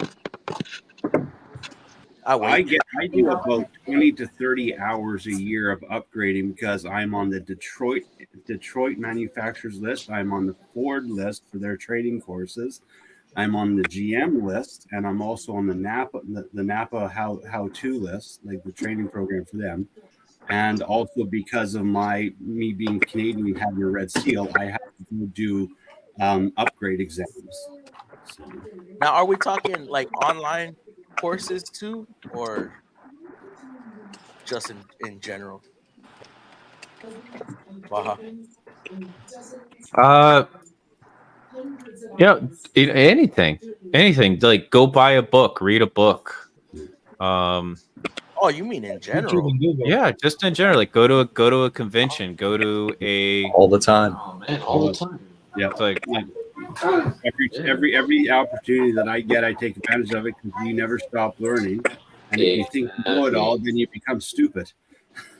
Yes, I guess I'm stupid because I don't. It's like once you start interacting with your knowledge and other people on it, it's so addictive. Yeah. It really is addictive. The reason why you see my name is John Apprentice. I spend so much time learning about not just my craft, but crafts I don't know about. I mean, I've learned that when you cook spaghetti or chili in a non-stick pot, you actually use just cooking oil to actually get the pan clean, because that stuff will actually get inside the pores of the pan. Cooking oil will out. I've learned about getting different stains out of different things. I mean, I just try to learn. Construction. I worked on cars. Since, as far like real quick, I know this is kind of going back just a bit, but you were asking like, how long have we been wrenching? Well, it depends. Like for me, like automotive wrenching, I was wrenching when I was in diapers. As far as for myself, well, guess what? I started back when I was like 5 or 6 years old, wrenching on go-karts. I used to do bike repairs around the neighborhood, when I was young. And when I got to 8, I started working on cars and detailing and washing cars to pay for remote control car racing that I used to do. And I used to build and do a lot with the remote control cars that even adults couldn't do.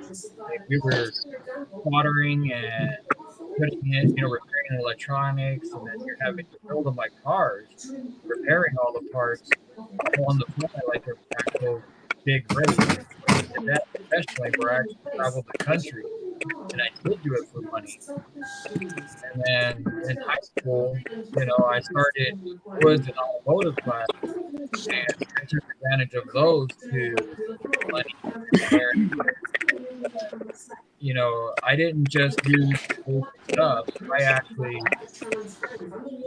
like I set a record for sound quality in a vehicle on a car stereo that still to this day hasn't been able to be beaten. And it's because I didn't just buy speakers, buy a bigger amp, buy a box, throw it in. I actually worked with my to learn how to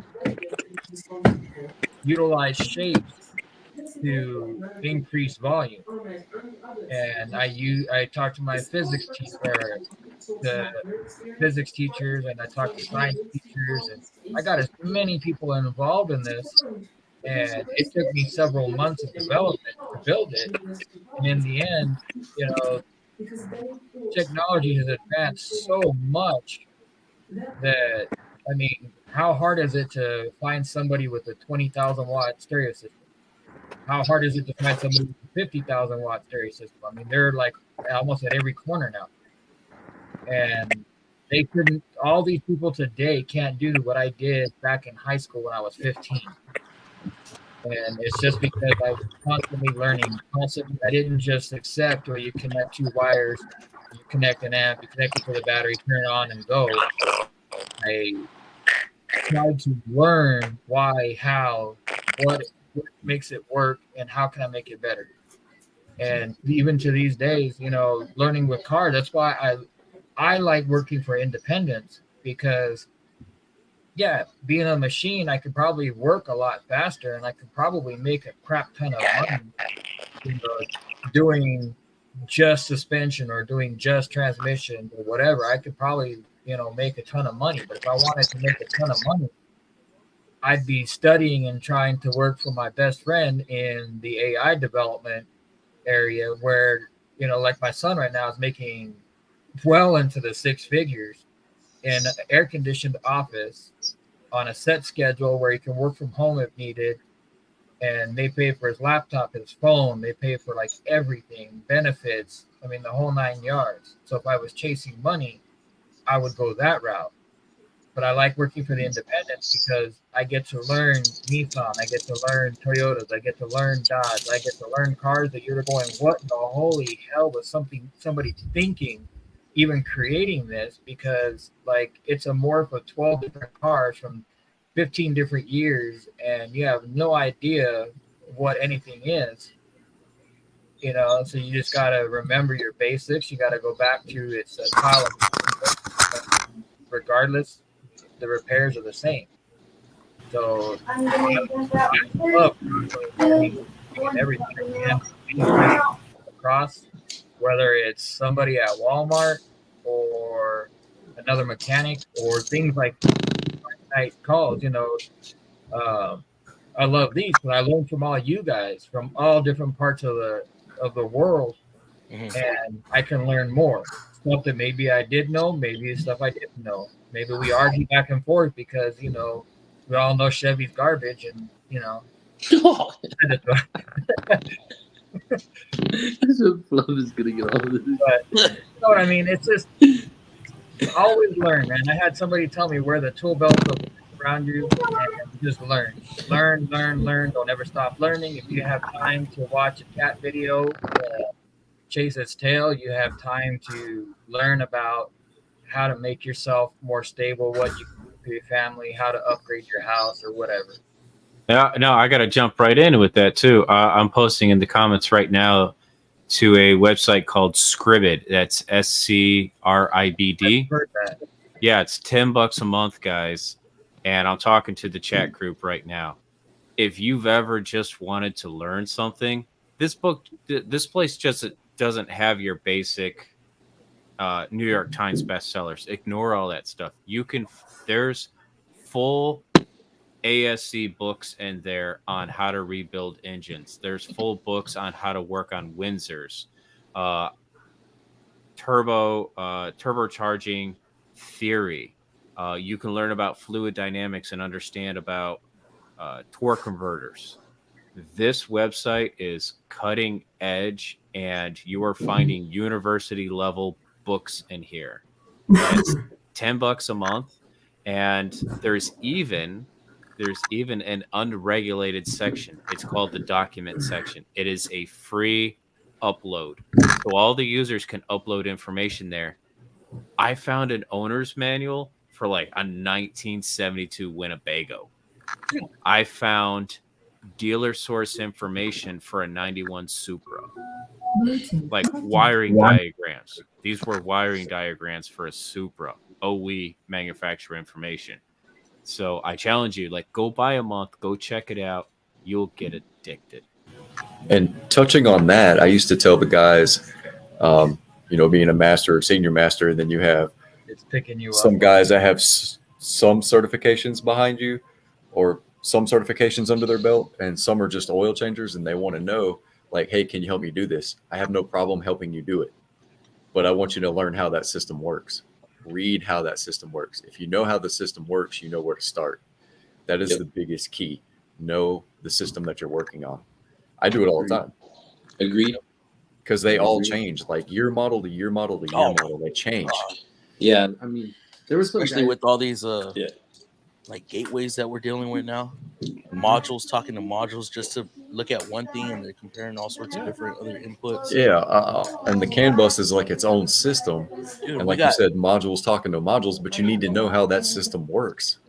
We got so many different communication lines now.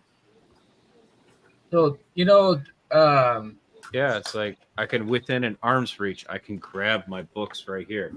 We got motor age books. I got books here from other website. What is this?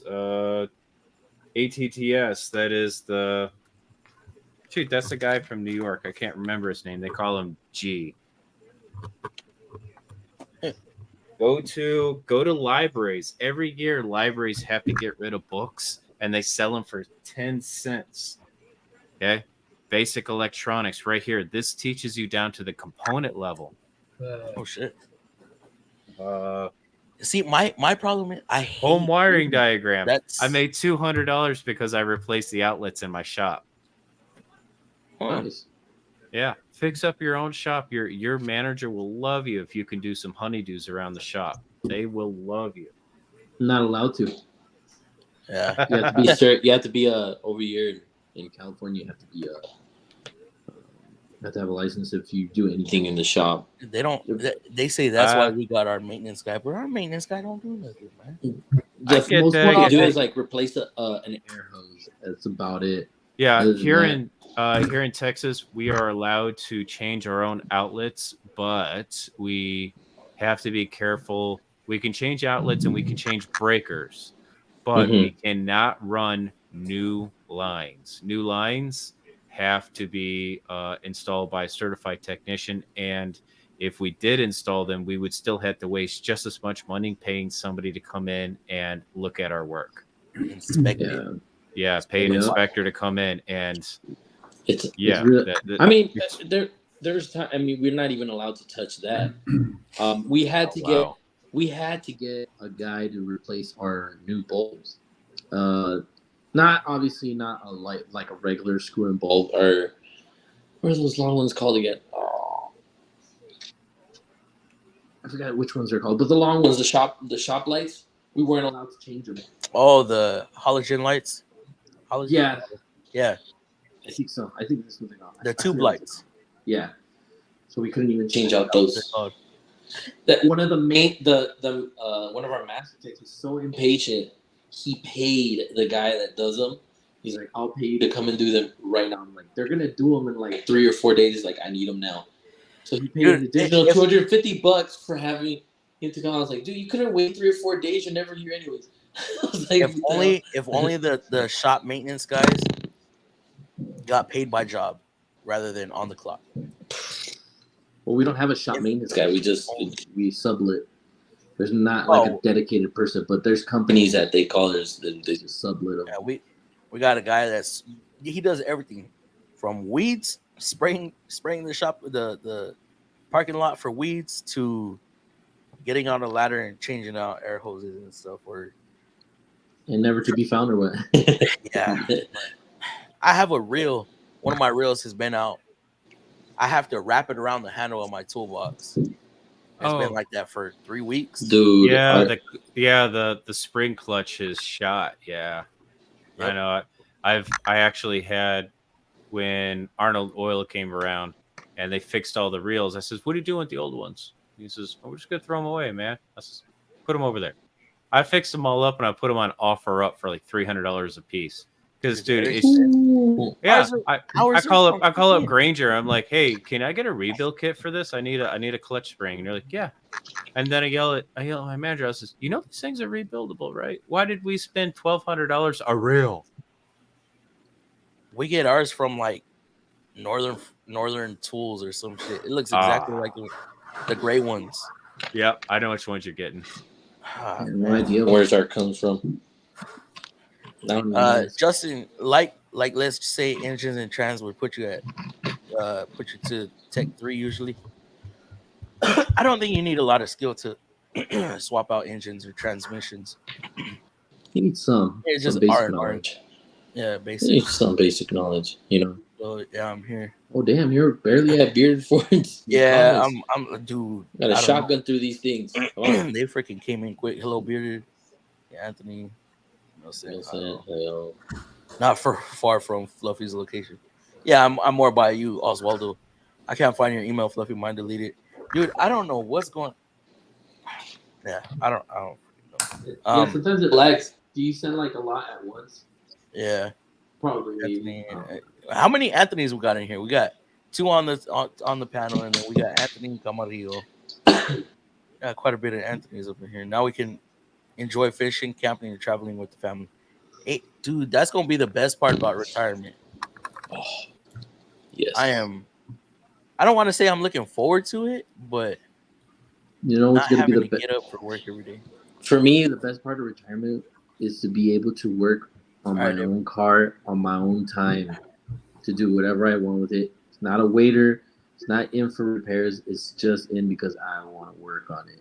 Just slowly and steadily do it my way.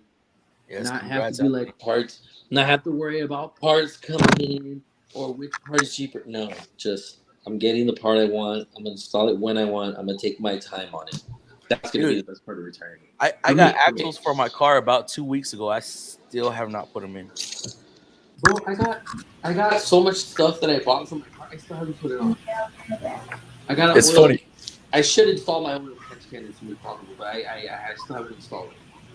It's funny you say that, Fluffy. Like, you bought them 2 weeks ago and you still haven't put them on. Yeah. And people are always asking, how come mechanics don't fix their own cars? Because we're busy fixing everybody else's. Uh-huh. And then at the end of the day, like if we have a slow day, we just want to get home. Yeah. we don't want to do that. You know what? We treat ourselves to an early day. I need to fix my own kit. I need to install my own kit. I think for me, if they don't make any money, I don't want to do it. No, next Saturday. I'm storing my car at the dealership, so I know I'm gonna get in trouble soon. Oh, really?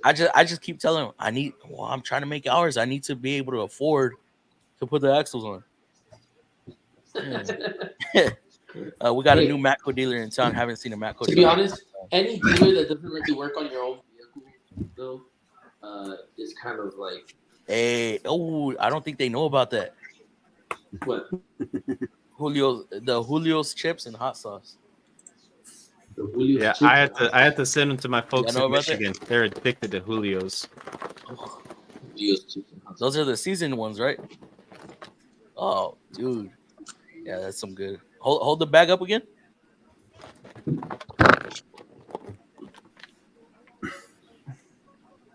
I need one of you two to send me some spicy ketchup. Oh, hey, I got you, bro. Email me. You want that Whataburger ketchup? Yes. Good Lord, yes. Oh, Whataburger ketchup.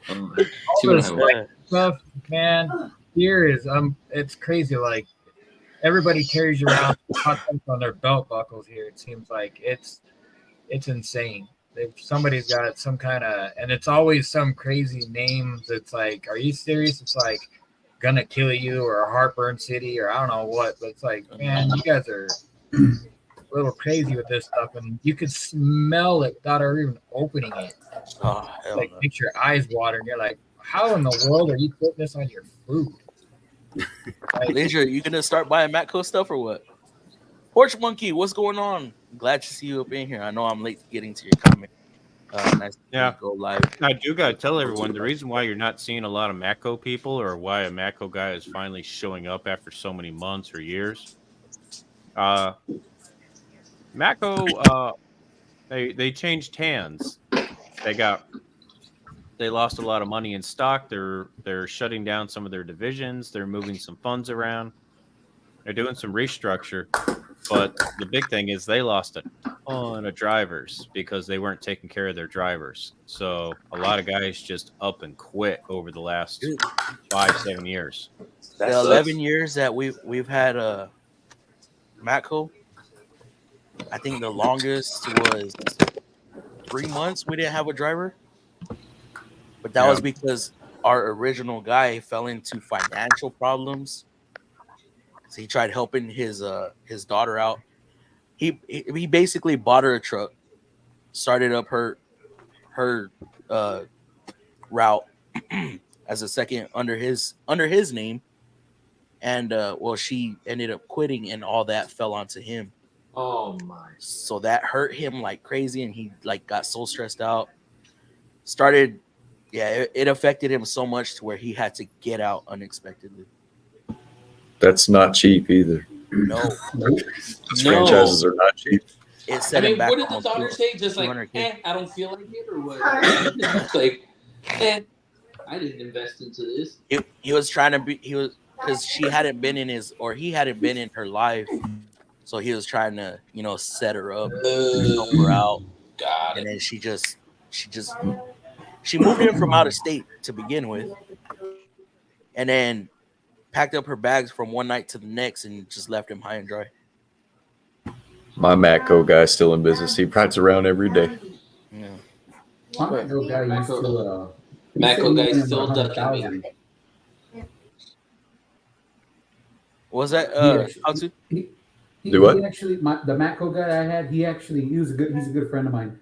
He actually, when he started his Matco truck, he actually went in with 100,000 because I guess he knew the ins and outs. He took the classes and whatnot, but yeah, it was a lot better for him going in with his own money, because I think if you don't go in with your own money, I don't think you see profit for like on a good truck. You don't. I think he was telling me you don't see profit for like maybe 4 or 5 years.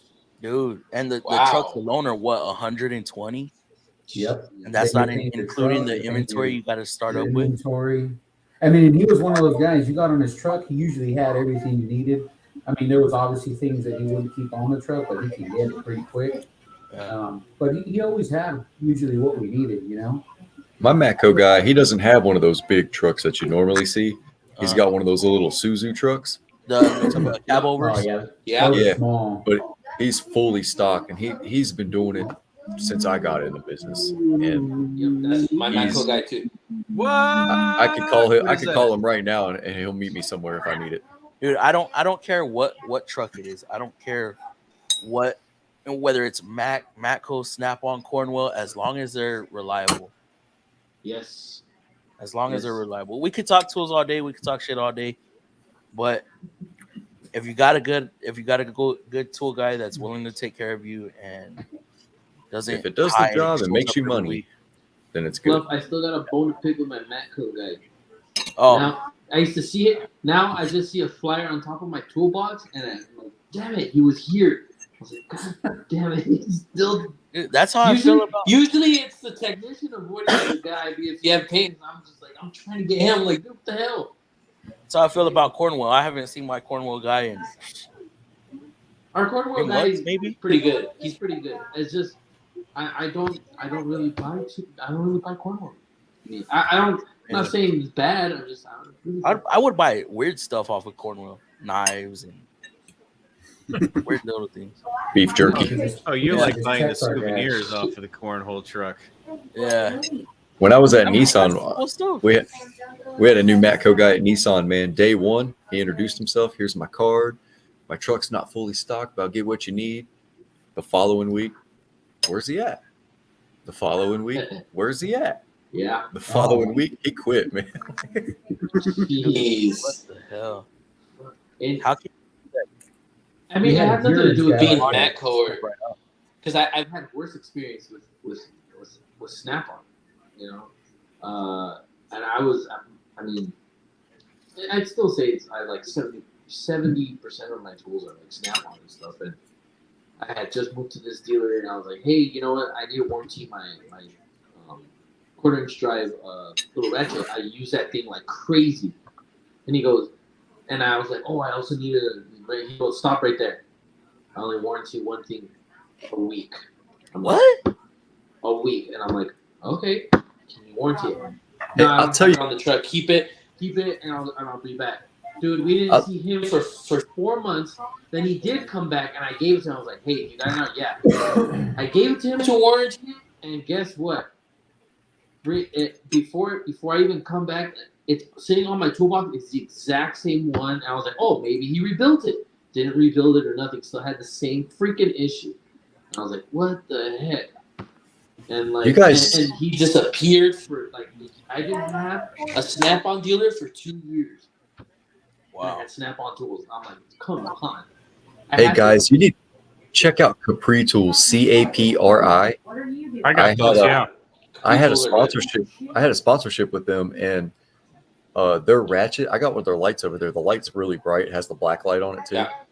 But their ratchet, the 3/8 ratchet, I put that thing through the ringer the past year and a half, and it is not broke, bent, it warped anything, and it hasn't even the teeth hadn't even got stuck on it. Yeah, I'm actually working with Tecton right now.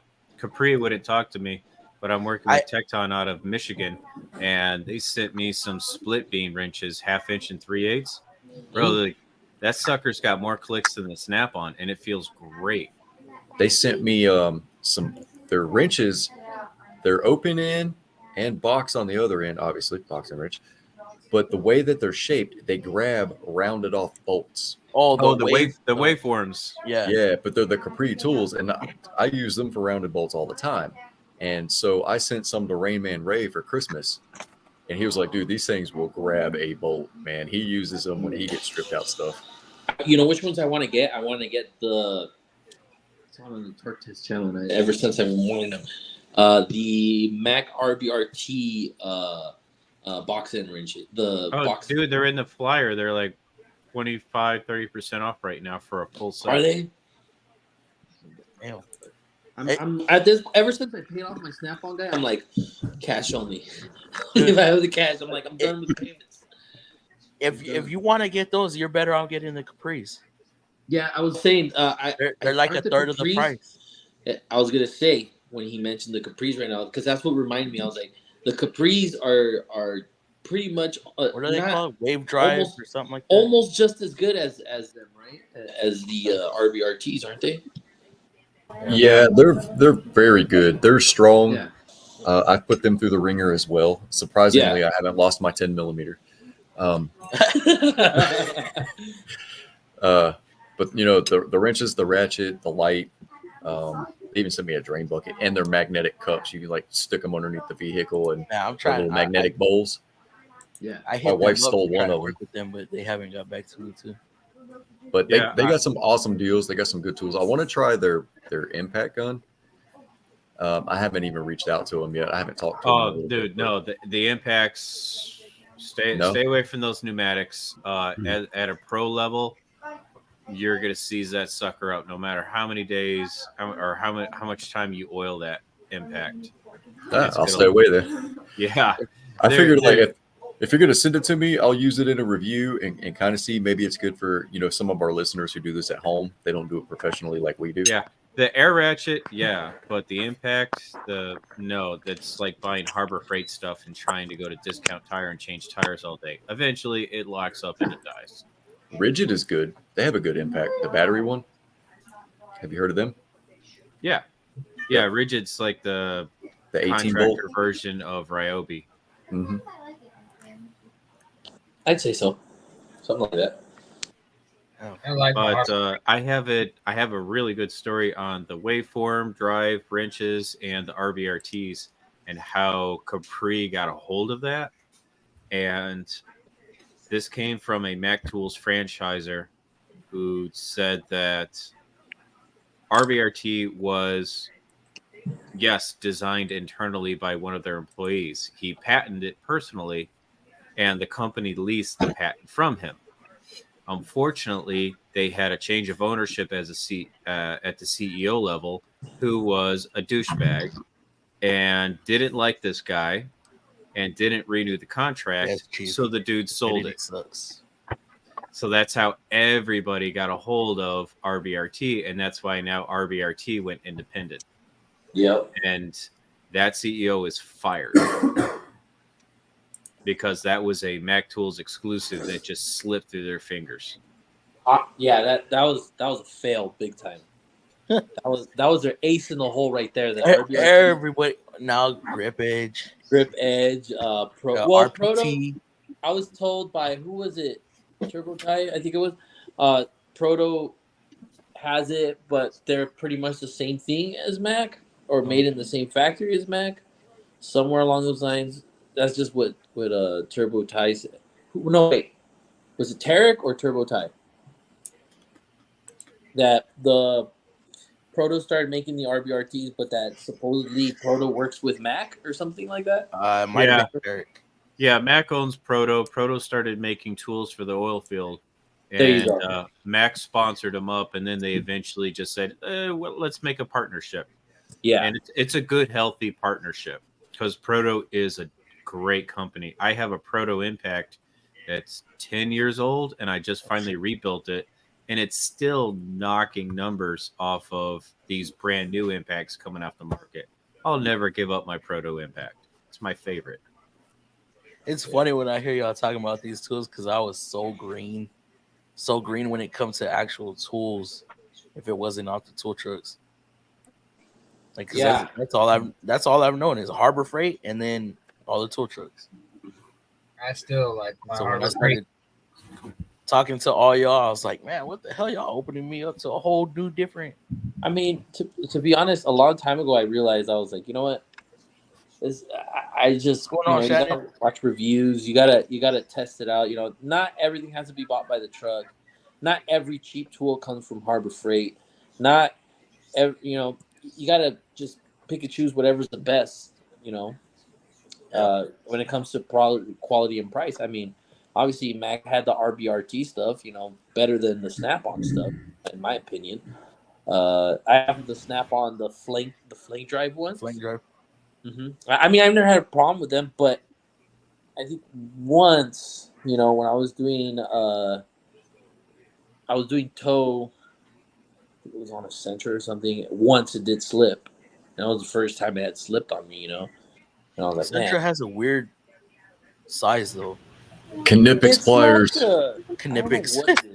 Knipex, however you say it. I love those. Those are like my favorite pliers, man.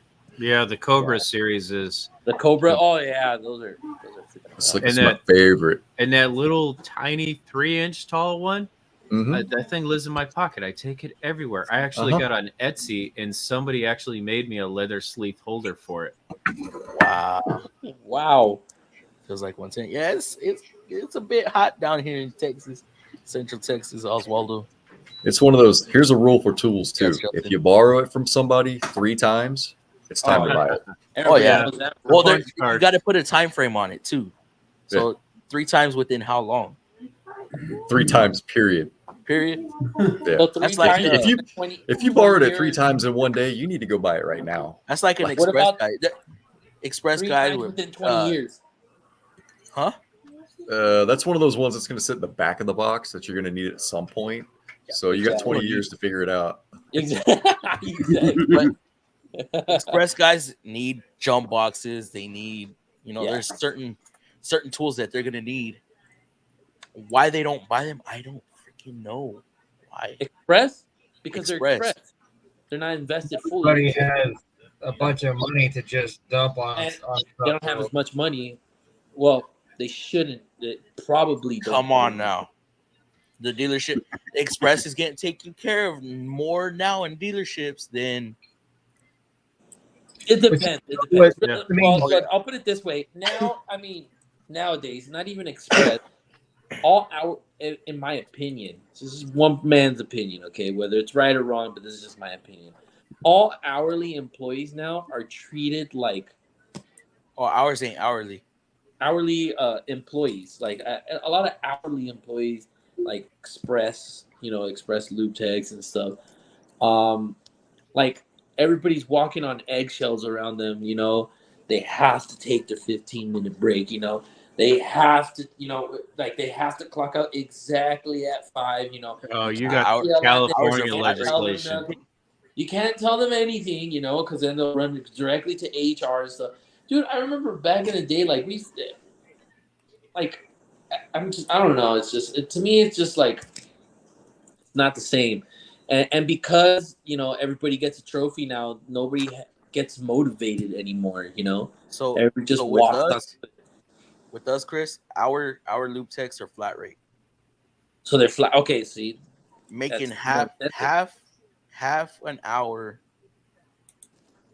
dollar wise. They're making half of what a main master tech makes. So what I make, an Express guy's making half of that, but they're seeing all the services, all the tires, all the stuff we upsell. And if they return for it, it goes straight to Express. It doesn't go back. So when they don't have certain tools, and they come up to me, can I borrow? No, hell no. It's not their. I mean, not that they're getting all. It's not their fault. That's the way it's set up. It's where they're getting all of those services.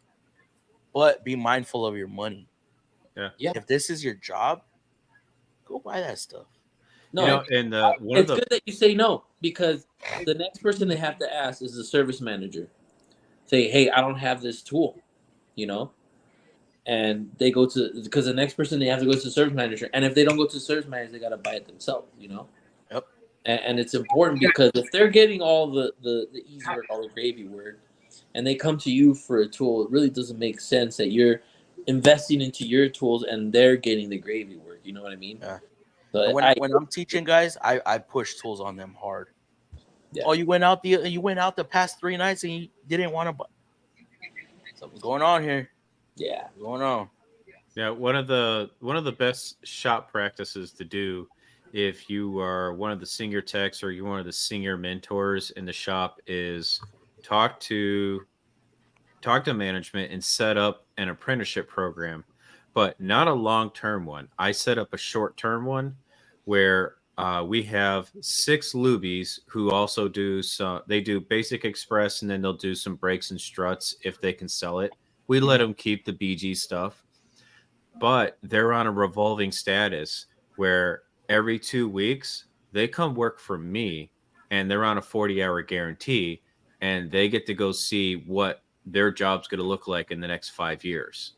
And it reinforces their mindset to want to stay and start rethinking about their priorities, because they go, oh, I need a voltmeter. Yeah. You shouldn't be a lube tech for more than a year. Honestly. When I wasn't a lube tech for more than a year. And then I got pushed up to be an apprentice. And when I was an apprentice, I wasn't flagging. They upped my hourly rate and they said, okay, this is your time to learn. What I would do is I was kind of like, if there was anybody in the shop, there was 20 techs and there was overflow and they were struggling, hey, go help out so-and-so with that one. And I, take over and do this. And then, hey, go over there and help so-and-so out with that. So I take my little roll cart and boom, I start doing stuff. 10 years ago, we were so different back then. 10 years isn't a long time.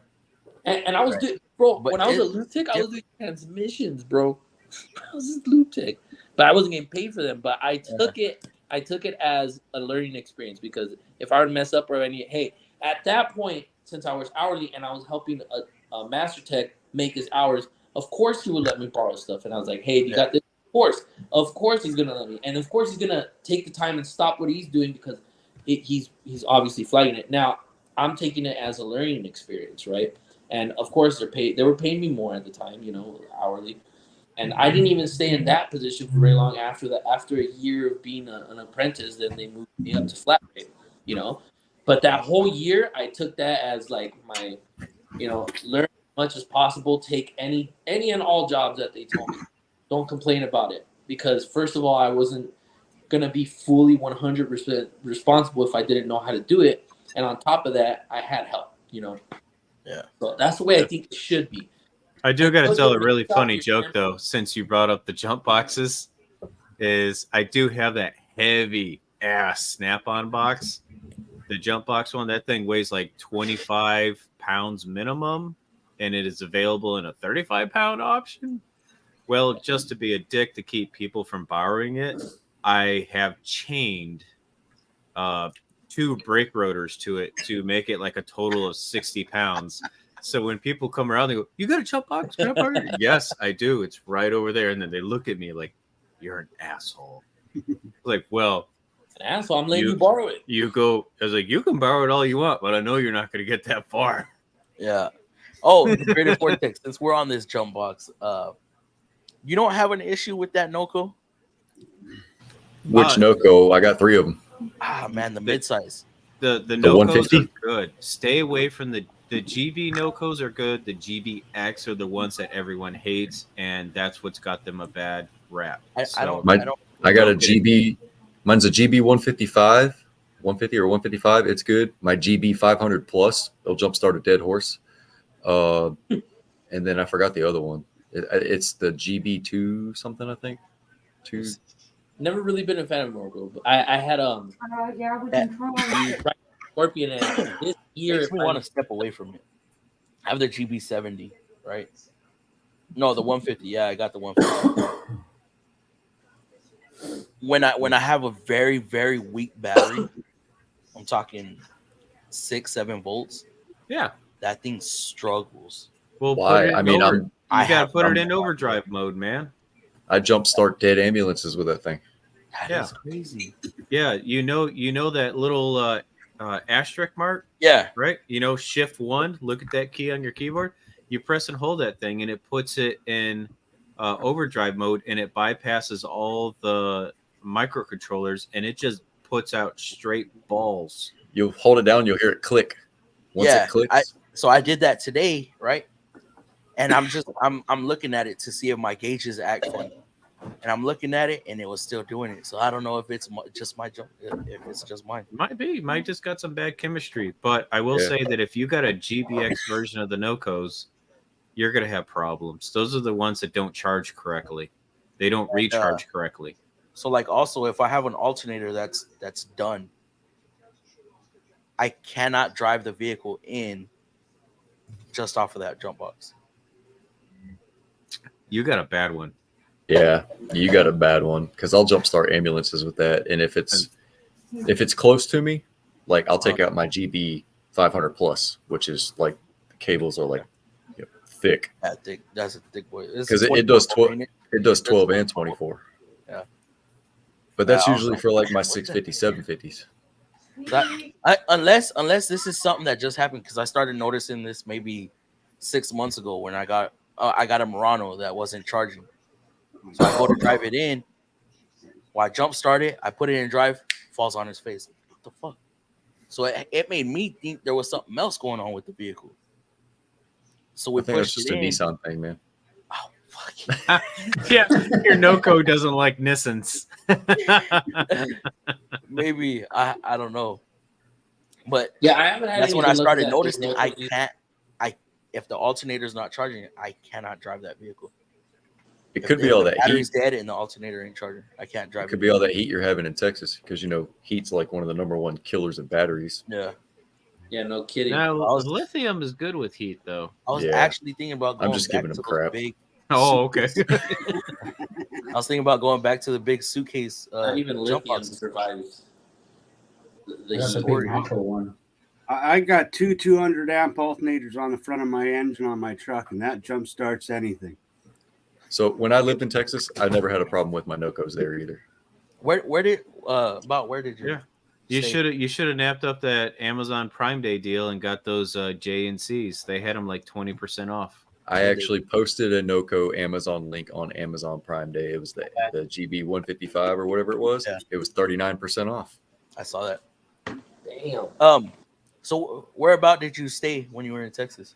I lived in Killeen. Oh, okay, so up north Waco area. Yep. Yeah. Bale County. Yeah. That's where they got all the Fuego tacos. That's the best place to be. Every time you guys say tacos, I get hungry and hungry because I that's one of my favorite snacks is tacos. I make pocket tacos.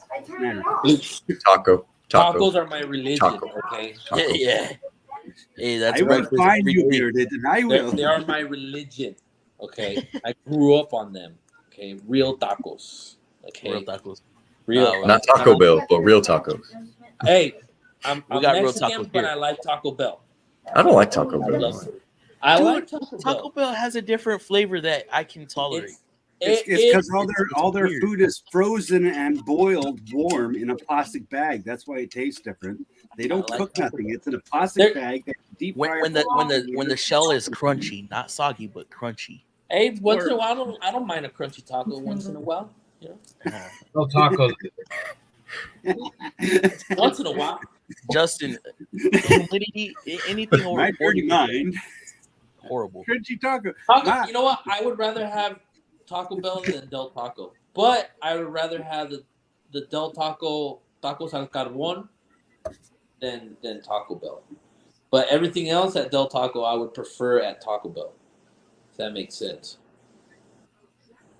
Do you guys have that out there in Del Taco tacos al carbon? A taco's a taco to me, man. No. That hurts me. That's like saying that. That's like saying where me and Baja are, man. There's Snap-on and- you got the hard worst of the to worst, and then you got damn good tacos. Just I was messing like- with you guys. Seriously. Yeah. No, here in our area, where me I and don't even Fluff get are at, offended if you with walk both into a of them. restaurant Tacos, I was and just they like, ain't making their own salsa, the food's bad. Uh-huh. You That's have like- to make your own salsa. That's like El Cazador. There's a place here called Mi Casitas. They're really good. Well, I'm spoiled 69% humidity out there. my wife, my mom, and my suegra all make fresh salsa. I don't like store brand stuff or sauce or nothing like that. I can't. What are y'all looking at for The only humidity? thing I use off the bearded? shelf when I make my tacos, and that's the beans, because I have not mastered refrying beans yet. So I buy hate ones canned beans as It well. was- I was need 95 frijoles earlier. de la olla. Like I can't. Are you do, by the beach? Are you like literally by the beach? I'm about an hour and 45 minutes from the beach. Oh yeah, that's pretty. 2 hours. Close. Yeah, I need frijoles de la olla, beans from freshly made beans. I can't do canned beans. Never Like have. I make my own salsa. I make my like everything on my tacos. I make fresh, but the beans, I've tried doing my own refried beans, and you want to see a disaster? No. Dude, my you know, wife makes the I'm gonna best post. beans. I'm gonna post my email in the comments and send me your address, and I will send you some authentic Texan refried beans, courtesy of HEB, and they are going to be the Shiner Bach edition. How about Knock some your spicy socks ketchup? I have Yeah. never. I will get Shiner- you. If you're Yeah. I will get you some spicy chicken. Some spicy ketchup somehow. I'll get it over to you. You can buy that Whataburger crap off of Amazon next to Chick-fil-A. That's Yeah, how but I got you guys to send it to me. it's It means Prime, more, well, right? Prime Day's over, but I'll get it. All you do is you Hey, just take your Heinz, a blender, some some really good mixed peppers, some Uh-huh. Tabasco sauce. There you go. What kind of It's beans not did you the say s- you were gonna? It's what not kind the of beans same. did you say- It's did you say? the Chris R. it's What's the going on, Chris HEB R? Shiner Bach edition. So Shiner Bach is a local brewery here, and our major grocery market conglomerate HEB has partnered with them, and they actually do make a canned pinto bean that is amazing. And Actually, Chris in the comments, I know Chris. I talk to him a lot. Chris He R. actually, yeah, he is a cook. So if you need to know how to make refried beans, it's usually you just refry them. Talk to Chris. Usually, Hey, it sounds simple refrying them, but there's a technique. So you refry them. There is, yes. Yeah, I know. Beans. There is. As a certified beaner here, okay. Shoot As a Chris a certified message. beaner, I have been spoiled because of my grandma, my mom, my wife, my mother-in-law. All of them are make authentic beans. Yeah. And I know. I got one of those grandmas and whenever I mother-in-laws have too. They canned keep going beans, to the I'm flea market just like, and I cooking their twist a little beans in bit. pots laced with lead paint. Bro, That's why they taste so good, man. We have dedicated pots for that, okay? I You don't know. cook I've anything seen else in them. that thing. That's only for beans, okay? Yeah. It has Only that for natural frijoles. stain. Yeah, you got to get that terracotta My flavor mom in there. smacked me once because I tried to just boil water in there once, I think. And she goes, no uses para los frijoles, cabrón. And she's like, freaking smacked the shit out of me. I was like, okay, fine. I don't touch it. I don't touch it. Grandmas and my the whole refried bean opinion pots are tacos like a sailor messing with his coffee cup. You never wash it. No. Yeah. When I had the construction company going, I had a Mexican crew that I brought up from Mexico. Ready for August, Oswaldo? Awesome. August. So I thought I'd make them all tacos as a treat. So I did this big cook up and did tacos, and oh my god, they were so angry at me. And 2 weeks later, I said, "Okay, you do it from you." So they come down. They got like lights, and they're going all fiesta on this thing. Going, let's show our boss how to do this, right? Eh? Music going. I'm like, okay, you god dang ooh. But no, I started making my tacos the way that they do, because they tasted so much better than my bland, horrible Eskimo tacos. You know, you send me some Molson Ice, I'll send you some of our fantastic Frio Light. We got a brewery up here that's actually doing drilling oil in I'll beer send you some cans. refried beans, fresh ones, not canned. Could you imagine actually I'll having send you over also some asada, carnitas with it. There's some good refried beans out there in a can. Some, not all. There's some. Yeah, it's what? It's you come down here. You gotta shop at our grocery in our HEB. HEB's the bomb, man. They certify all their Mexican flavors. They are all delicious. They don't mess around. What's going on, Dave? They got a kitchen full of Mexican moms. Yes, this is certified. Same old. This is the only place they got I'm from, okay? Yeah. Oh, yeah. I'm running the low. California Mexican shows me some Kirkland beans. Good job. Kirkland, okay? That's true beaner stuff right there, okay? You go to my HEB. They have 50-gallon drum barrels of pinto beans. I wish I could fit more beans in my house, but I can't. This is running low. I tell my wife, hey. You got white people beans. They're dry. But they're ethnically sourced, okay? They're ethnically sourced. That's the only place you got your cage-free beans. Cage-free beans. Well, how's tonight? Shopcat, what's going on, Shopcat? How you doing? Emily's All right, guys, I gotta bounce. It's late over here. All right, bro. Yeah, dude. It's good talking to you guys. Yeah. See you later, Beard Ford. Later. Thank you for coming on, bro. Yeah, man. Thanks for having me. Yes, sir. Always. Get him some spicy ketchup. Hell yeah. Hey, send me his email or send me his address. Yeah, I'll send him an Amazon link where he can buy it himself. See, in my house, and we gotta have rice, beans, and some kind of meat. I can live forever like that. I was down at the auto store today, and they had these beer cans full of drilling oil. I was thinking of buying a bunch of them and put them in the shops, see how many people drink them. Yeah, it has been good for us. Hey, but you know what? we need rain over here, Jesse. They're pretty good. Outsport. Don't mind it. It's been raining too much here. Yeah, I heard you had some stuff going out. And Oh, Dude, it just keeps raining. The weekend forecast is no different. Rain, rain, rain, rain. What's the temperature? 80-ish. Say Not too bad. 70-ish But- right now. We got everyone challenging our pinto bean recipes here in the comments. I gotta ask y'all. It's like, do you go low and slow with a crock pot, or do you go with the pressure cooker and get it one and done? Pressure cooker. Low and slow. We do I low like- and slow. I just wait for my mom or my wife to do it. So you don't know how to make beans, wait? Oh, all that talking, you don't know how to make beans, bro? Oh, hold on, wait. My dad knows how to make them, and he taught me, but I never make them. Oh, So you you're the don't know guy. how to. So No. you're the guy with the recipe that died.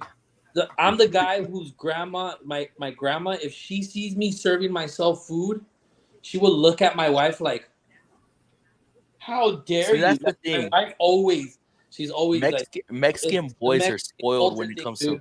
to first My to dad- eat. We My don't dad cook. is allowed to make beans, but beans, Soak them for 24 hours and you just cook them.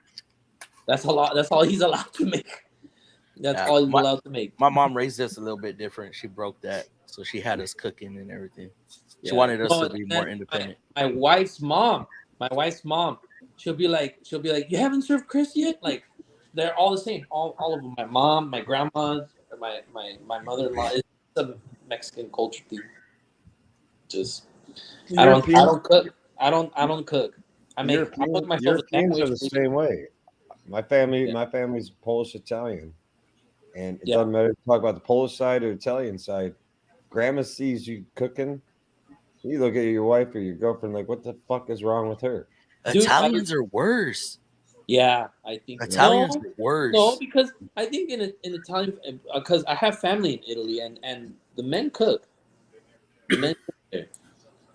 But the boy, like the children, even if they're grown, the children are always spoiled like hell. Oh, I don't know. As long as the parents are around. Or Mexican culture. Nah, I'm speaking more on the Italian side. Oh, okay. Yeah, I have. All I know is my Italian grandma, when she was alive, also eat, and she the whole time you're at her place, she just roamed around her place, grabbing food, making stuff, anything she could figure out what to serve, and be like, "Jesus Christ, you got a fiesta going on here, and there's only two of us here." Yeah. My Polish grandma was the same way. She just kept loading the table up with food. Don't ever sit at the kitchen table. My grandma, dude, she gets so offended if you tell her no. If she tells you, I guess I'll be translating. She says it in Spanish, but I don't know if it sounds kind of weird in English. But she doesn't ask if you're hungry. She says, "Are you ready for me to serve you?"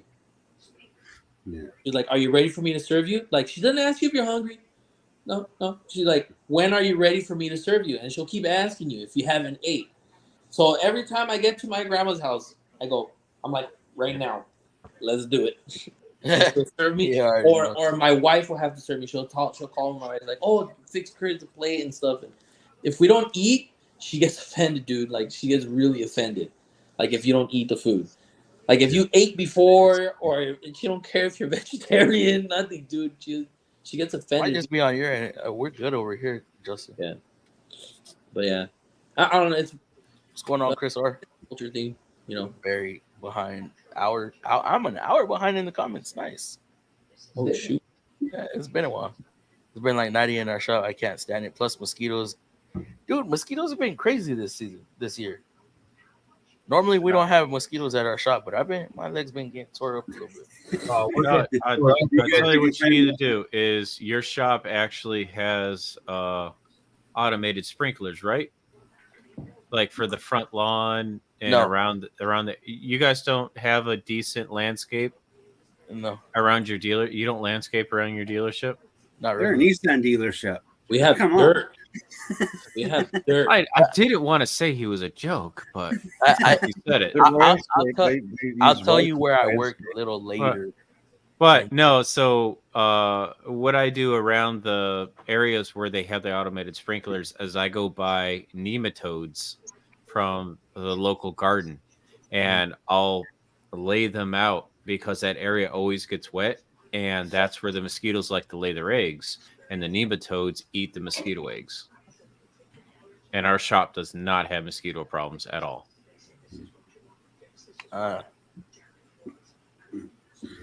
It's like I don't have mosquito problems. I have moth problems because I work in the summertime. I work in the evening, and my work nights I get attacked by moths this big. Like, it's horrible. More Texas. Yeah, about once every 5 years, our area of Texas gets attacked by crickets like they're locusts. Yeah, that didn't we get that here too. That we get that too. Did you notice that? That happens here. You see something here too.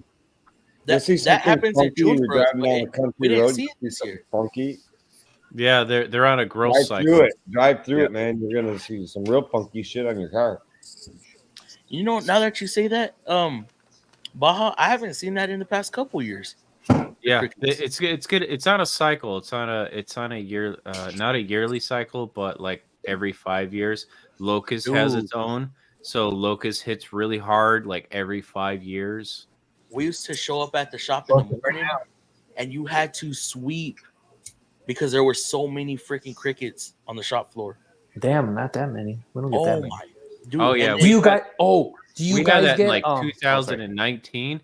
It's like you couldn't walk outside. You get assaulted. You be getting mugged by crickets. Be here this time of year right now in Michigan. Be around the lakes, any big body of water, and you have fish flies, and they only live like 24 hours. The fish flies get so bad close to the water that you actually have to be careful when you hit your brakes because it's like, just imagine like the whole street's filled with leaves. Just slide on the dead fish flies. Yeah, I grew up in Michigan. I was around the Adrian, Hudson, and Jackson area. Do you guys get? Yeah, I'm the same porch. Do you guys get? I might be pronouncing them wrong. Cicadas. Yes. Oh yeah, dude. If I was on my phone, I would walk outside right now, and all you'll hear is, dude. They're so bad here. They're so bad here when it gets hot that you can hear them with the windows closed driving down the street. It's weird to hear that in English. It's like a blown transformer is the only way I could like describe it, like the electricity noise. And you just hear it for blocks and blocks, just and I'm like, and the windows are closed. So I'm like, damn, there's a lot of them. Luckily, right here in this area, there are, but not as many right here. But they're blind, dude, and they like to congregate right at my door light, and like they stay still until I open the door. Then they decide to fly everywhere and like. Bzzz. I'm like, oh no, what we get too? What are they? Baja? The cicadas? No. They're like these like June bugs. Yeah, the little peanut bugs. Oh my god! Oh, we get those too. Yeah. We not get as many though. June bugs, but we're getting them in July this year. Sometimes they come in May, sometimes they come in June, sometimes they come in July. They don't care. They just fly in. Boom. I remember in my part of Michigan where I lived, we had the mayflies. The fire department had to go clean the streets. Dude, have you ever been really close to the cicada? Like really close? It's so loud, like you almost go like freaking. We have leaves are ringing in your ear, almost ringing in your ear. Like they're loud. They're too loud. No. We probably got you beat here. Those things are so crazy here. It's unbelievable. Well, they come out during the summer. Apparently, they live underground, under the dirt. And I guess during the summer, all of them that you see out are dying. They're just dying. And you'll see them all over the floor, just dead, all over. And since it gets really hot here, they do not survive. I mean, they're just coming out. I wonder why there's so much there. They can't survive there. Mitsubishi Lancer AC went to shit. Don't know. Here the clutch engaged and the AC hose gets cold. Well, that's grabbing the hose of your AC system and feeling that it's cold is not really a diagnostic process, other than the fact that it shows that your components of your AC system are working correctly in theory, like the thermodynamics of it is working. You could just have a basic low charge. Low charge. Could be. You can't. It could be a blend door. Yeah, it could be a blend door like stuck on. I mean, it could be anything. It could be. Go That's the thing. Partial. Talk about this right now. Huh? I've been tearing dashboards apart for the last 3 weeks. I tore my first dash apart today. I wasn't a happy camper. Oh, Is this first wiring? Is this first 9 Avenger today? New Rogue taken off the dash on the new Rogues? I'm doing a 13 Ford. I'm surprised they did that before you. I'm surprised, but mine was for the recall. Wait till you have to work on a Camaro. You got to take the windshield out. Well, that by direction, you got to take the windshield out. I know a lot of people just got that faster. Emily, you ever put gloves on for, I shit you not, a minute, 1 minute? Take them off, and your hands are just dripping. That's what it's like here. You literally just put the gloves on. I only put gloves on to check out. I only put gloves on to check out on somebody's rear end. Otherwise, I don't wear gloves. I rarely put on gloves. Yeah, if I'm gonna be in a real oily situation, I'll put them on real quick. But I might put gloves on if I have an angry customer, just so I don't get their blood on my knuckles. But oh shit! I was like, is nobody getting what he's saying, or am I the only one? Yeah, hey, I use them. Yeah, if you want your rear end checked out, I'll put my gloves on. Yeah. It's too Wait, hot. hold up, Justin. You get paid $26 an hour with overtime. It comes to $29. Overtime should be time and a half. So you should be looking at $39. Is that what you meant to put? 39, not 29? Or maybe he's talking about after taxes. I don't know. Nah, I think he typoed it. You know what? Yeah, everybody talks pre-tax. Yeah. My buddy took his RAM to an independent, and the rate was. That's not bad. It's not bad. Yeah, not too bad. Shop rates are getting up there. They are getting up there. Are you getting your share though? Are you bitching about getting your share? Because I go after my freaking owner and my boss every time they raise the rates. I go after them. I mean, I won't put it out there on the stream, but yeah, we are. Yeah, I go after them every time. I'm like, hey, this is bullshit. You just raised $10 an hour. I get none of it. Yeah, seriously. His bill is $3,200. Like, I got toolbox. My pays to know somebody for a reason, man. 48%. Nice of you, Shopcat. No, like 30. Yeah, I still hold on. Wait, the taxes on what? What are we talking about? Are you talking about like state tax? Income tax in general. Income tax. Which includes like those 17, right? Or 16 federal, state, social security, whatever. Doesn't pay for health insurance. Good price Rock Auto charge a modest shop rate. He saves money after it's good for everyone. Hello. I live and work here, so Tired? that's also very nice of you. 48%. I try not to get into politics, Joe. I'll argue politics on a certain level, yeah. It takes 1 vote, push 1 amp. It takes 1 volt to push 1 amp through 1 ohm. Yep. Yeah, I'll tell everybody, if you're in the automotive industry or if you're just a DIY consumer, especially, I always educate my DIYers, is make sure you're talking to your politicians about the right to repair, because that is just going to make it so much easier for you to get access to our level of diagnostics and service parts. I push that even as somebody who works close with the manufacturer, because it gets me more source information also. I hate replacing compressors because the internal solenoid went bad. I want to fix it. But the manufacturer locks it down to a proprietary vendor and a proprietary part. Yeah. Let's fix solenoids.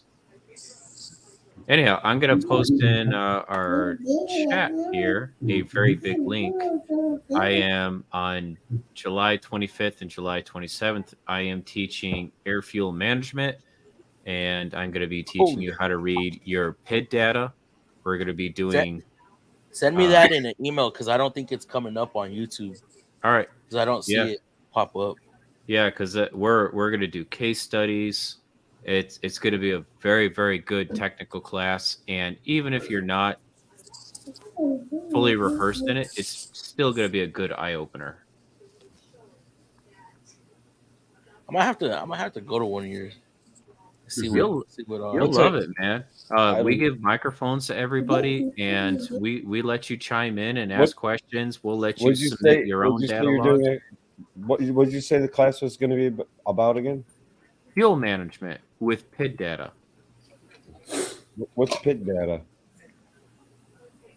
Your scan tool information. What's a scan tool? Oh, that's right. Yeah.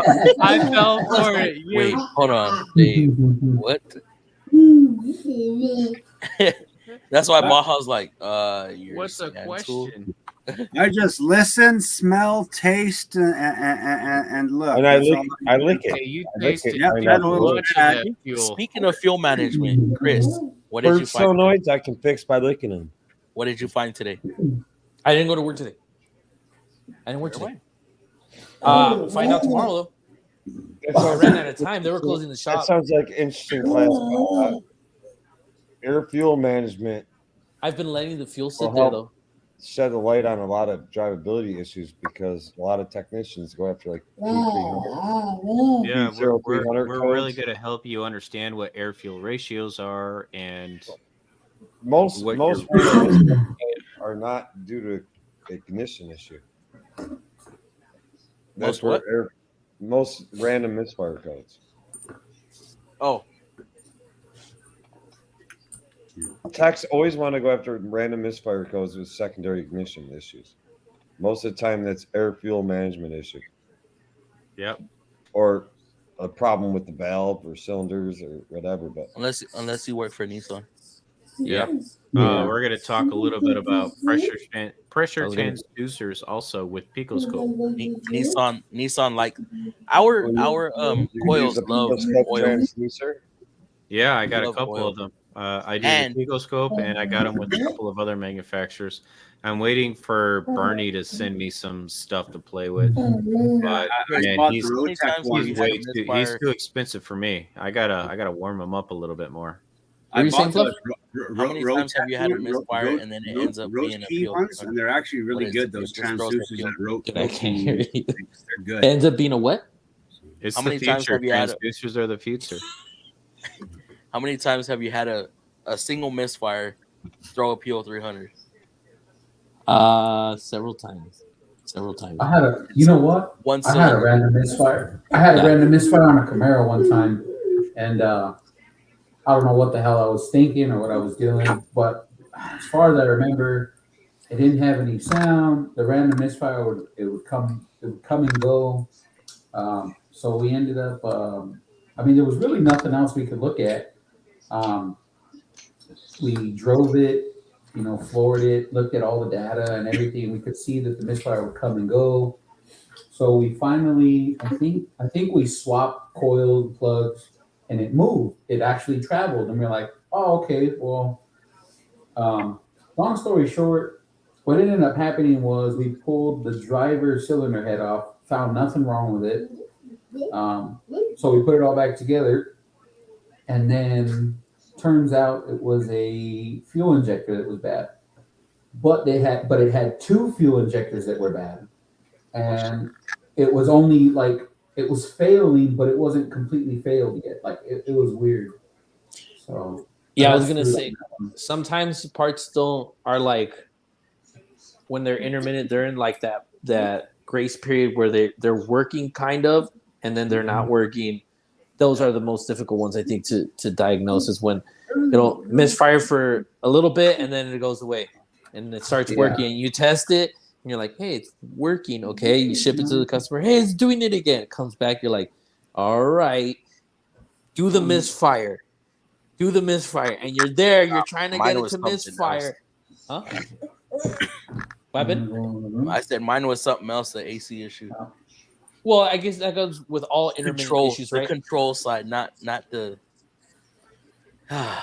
Airfield management issues are becoming bigger issue on the latest model vehicles because they have so much involved in the airfield management. You have no idea. I'm still with that Rogue.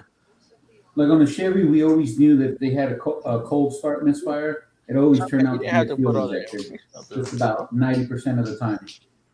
Oh, by the way, Fluff, I gotta talk to you about the new 2023 Rogues. I found out some stuff about it. You're gonna get out. Okay, we'll talk in a bit. I'm probably not gonna be able to get through all the comments, guys. So I apologize if I don't catch y'all.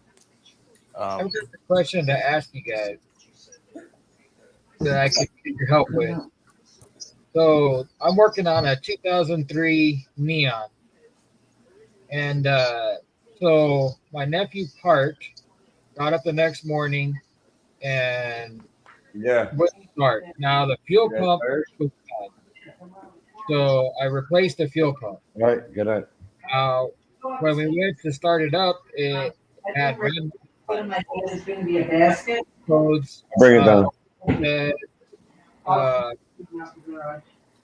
Cylinder 2 and 3 injector control malfunction. Now, injectors 2 and 3 have solid power. JC. Nonstop. Now, I've gone through everything, reset the ECU. I've verified all the wiring harnesses. The power to the injectors, for whatever reason, is coming from the high power side of the relay for the fuel pump. But the fuel pump is on a different wiring harness than the injector harness. What would cause that? Could the fuse block be a little messed up underneath? What's that? Could there be something under the fuse block that they're touching? I've gone through all the fuse box. I've gone through all the harnesses. I've ripped apart that car for days. What's the concern again? Injectors 2 and 3, after replacing the fuel pump, have constant power. Only with the fuel pump. So the hot side, the high power side of the relay, the output of that, when it's on, injectors 2 and 3 are also on. Solid. No pulse. What controls the injectors and what controls the fuel pump? 2003 Neon, you said? Yes. All right, I'm pulling up schematics. So it'd be much easier to look at it with the wiring diagram in front of you. Because I've gone through it, and it's not the low voltage side of the relay or the low amp side of the relay, which would be part of the ECU. It's the high output side of the relay to the fuel pump. Have you looked at a wiring diagram already? Yes. Is that an SE or SXT? Where? How are 1 and 4 automatic or wired? Automatic. Compared to 2 and 3. Sorry. 1 and 4 are perfectly fine. 2 and 3, like I said, are just solid. No, I mean, how are they wired as far as compared to 2 and 3 in the wiring diagram? That part I don't remember. So I know the hot for all of this runs from the battery. Let's see, how did it go? Battery? No, it's from the starter. The hot comes from the starter. And if I remember correctly, it's the ground. Well, driver controlled from the grounds controlled from the driver of the PCM. Right. The hot comes from the starter. Well, it doesn't matter. Hot comes from a battery source, battery power. All 4 of them on the same battery power. The battery goes to the starter. The starter runs the hot that goes to the harness. So to the cylinders. What's that? I didn't hear that. Sorry. Okay, if you insist. What the? The hell was it? Siri, you're not helping. You're saying you lose ground to two of the injectors. I've gone through all the grounds. I've checked the ground diode on the back of the valve cover. What happens with the injectors? You said you have power, constant power at both sides of the injectors, 2 and 3? Yes. You never get a ground signal? You never get a ground? No, I do. 3. So it is ground. It's constant ground on 2 and 3, constant hot on 2 and 3. On 1 and 4, it constant hot with a pulsing ground. Is this a waste spark system? That I don't know. It's 2003. It probably is. No, it's. Oh fuck! I don't know. So I'm looking at the diagram too, and 1 and 4 probably fire the same time as 2. it shows a single ignition coil. Yes, it does have the single coil on the top. That's a waste spark system, yeah.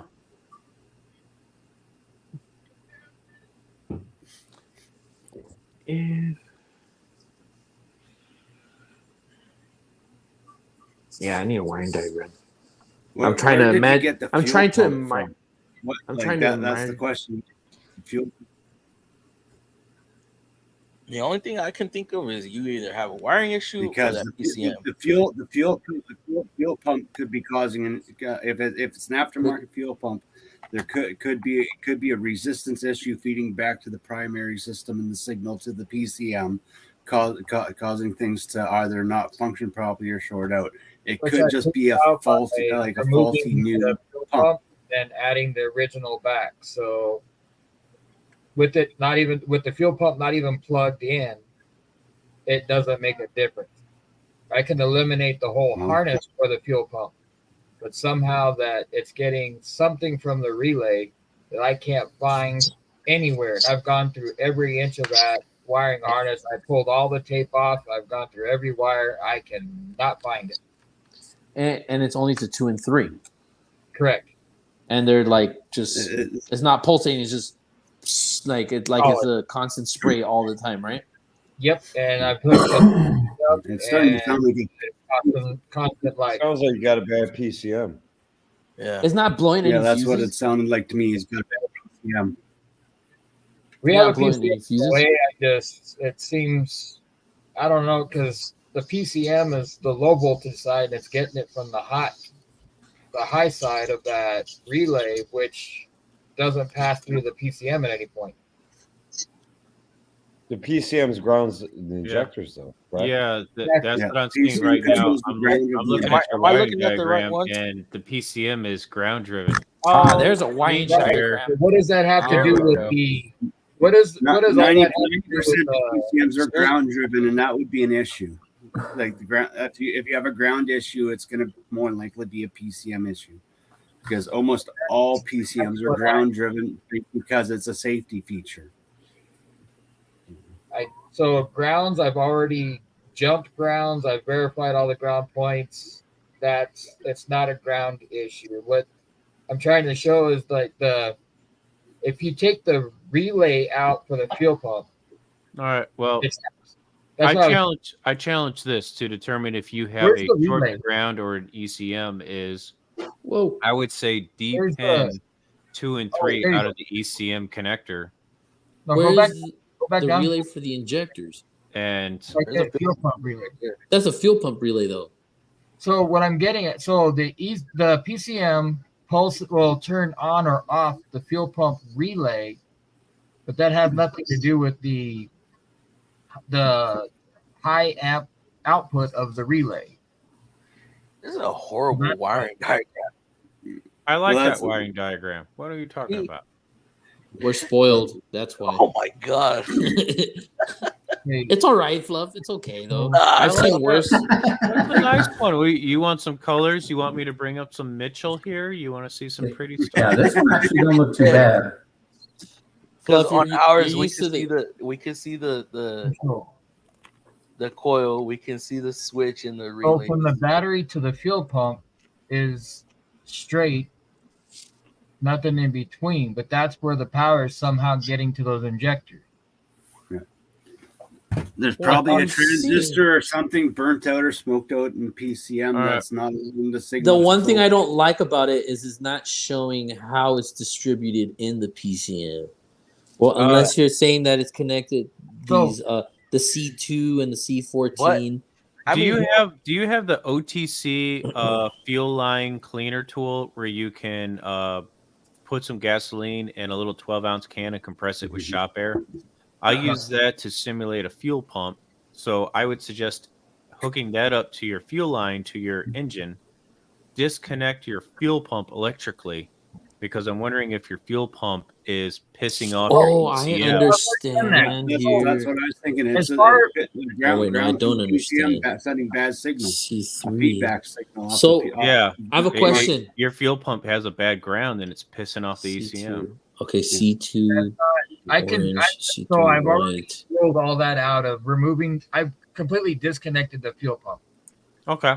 So it wasn't even connected at all.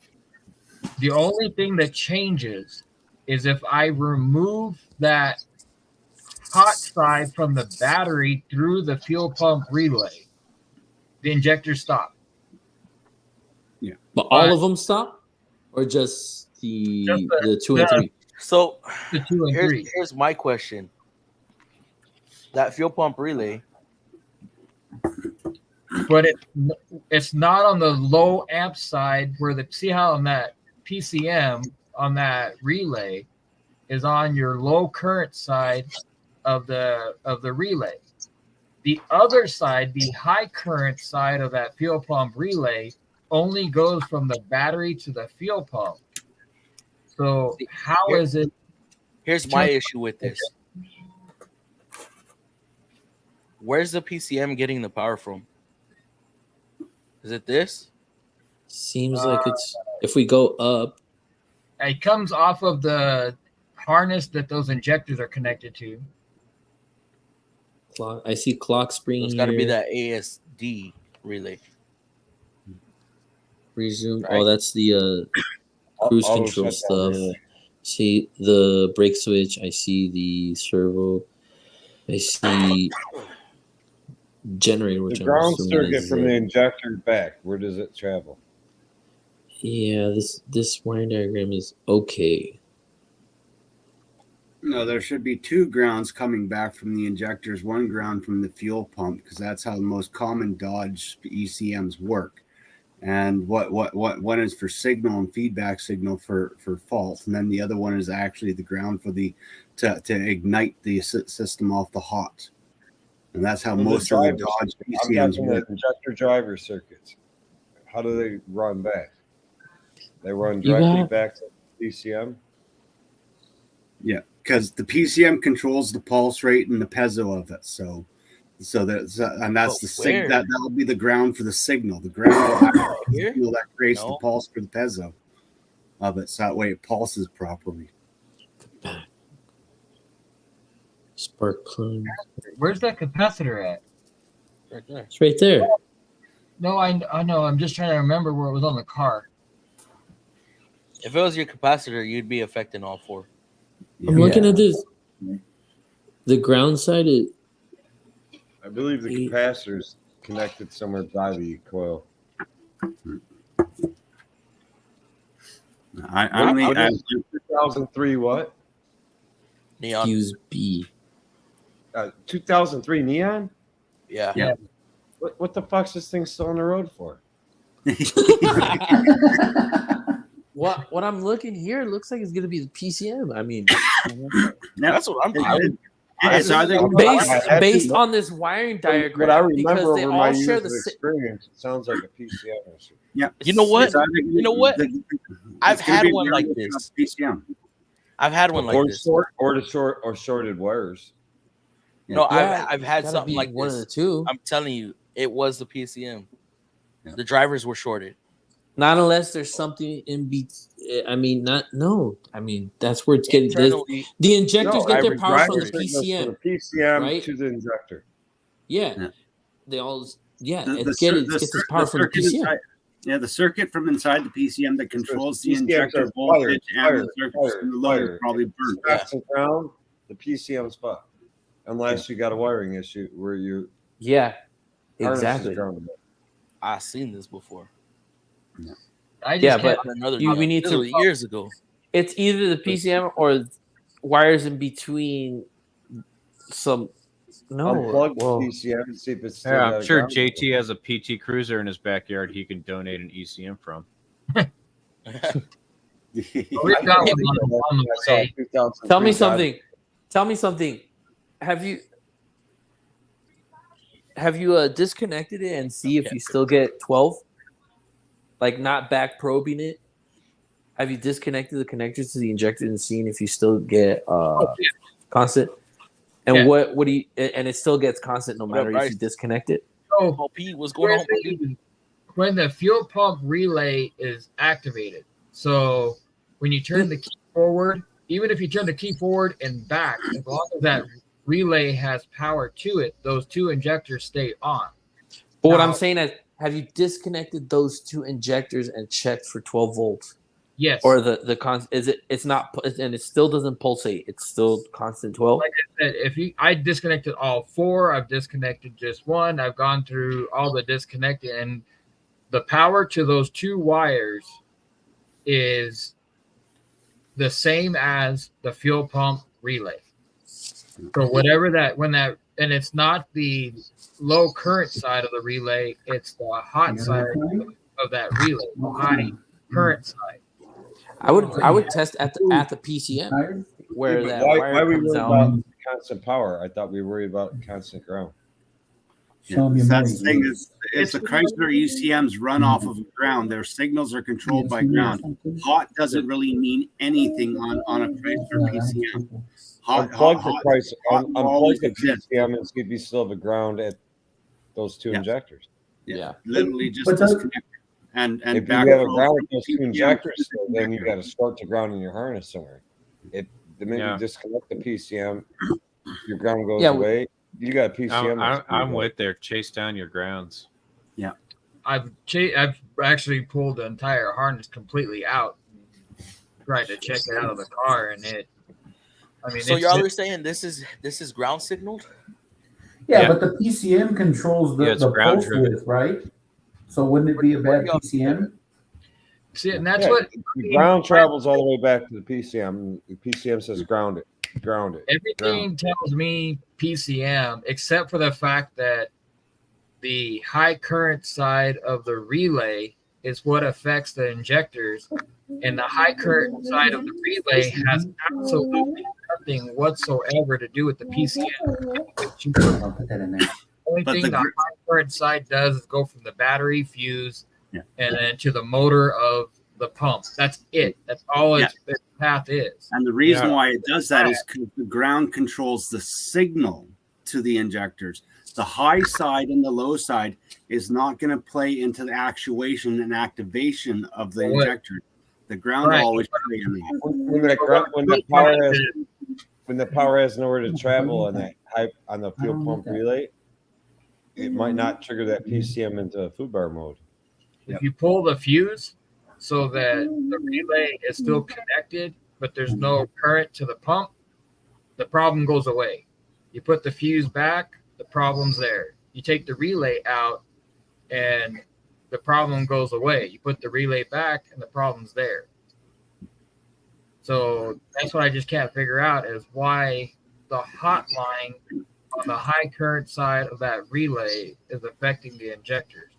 And the only thing that changed from turning it off at o'clock at night and getting up at 8:30 in the morning was just the fuel pump going out. Have you checked continuity to it? Yes. Have you checked for a short? Yes. In the harness? Nothing. Yeah, but when you're powering a circuit up in the PCM, when you remove that powered up circuit in the PCM, you could alter the way that PCM is operating. The fact that you're pulling power through the PCM and saying PCM is allowed to pull power through it could cause a fault in the PCM where something shorts, it grounds, and therefore you got your two shorted injectors. It Yeah, still I'm sounds also like to me that I'm all also these seeing on the backup wiring PCM. diagram that the automatic shutdown relay is actually hot wired to your ground circuit on post injectors. Yeah, because it says the ASD relay gives the injectors power. Right. This one's just been a really odd one in that something not associated with the injector at all whatsoever somehow is. And I've actually pulled the harnesses completely out. I've ohmed out every one of the lines on it. I've removed the whole injector harness. And I mean, I've tried everything under the sun, but I can't figure out why that hotline has anything to do with it. Chris, you know how Yeah. spoiled we are, bro? I was like, man, so this is the ground side of the circuit right here. All right. Oh, I still say it's a bad PCM. Yeah. So, okay, wow. yeah. Yeah, because now everything's I see fused on the what you're left. Dude, Power. was it me or was it like reading in Japanese where we were reading left to Yes. right instead of right to left? Uh-huh. Wait a minute. We are spoiled. You know that? We are spoiled with the Nissan wiring diagram. That'd be the first thing. Hold on. If I was on this car with a fresh Like look this. and you told me everything, the first thing I would do is just cut the ground wires to those Oh injectors my and see what happens. Dude. I'd be like, dude. So is is it- So- I got a I'm so question. Is it stupid. actually I'm so stupid. is it constant ground or constant hot based on what that looks like there? Because that capacitor goes to ground. I was reading. What was the question again? That capacitor goes to the back of the valve cover. Okay, so let me ask this. Where are you getting 12 volts? At the Are you getting injector. 12 volts over here, or are you getting 12 volts over here?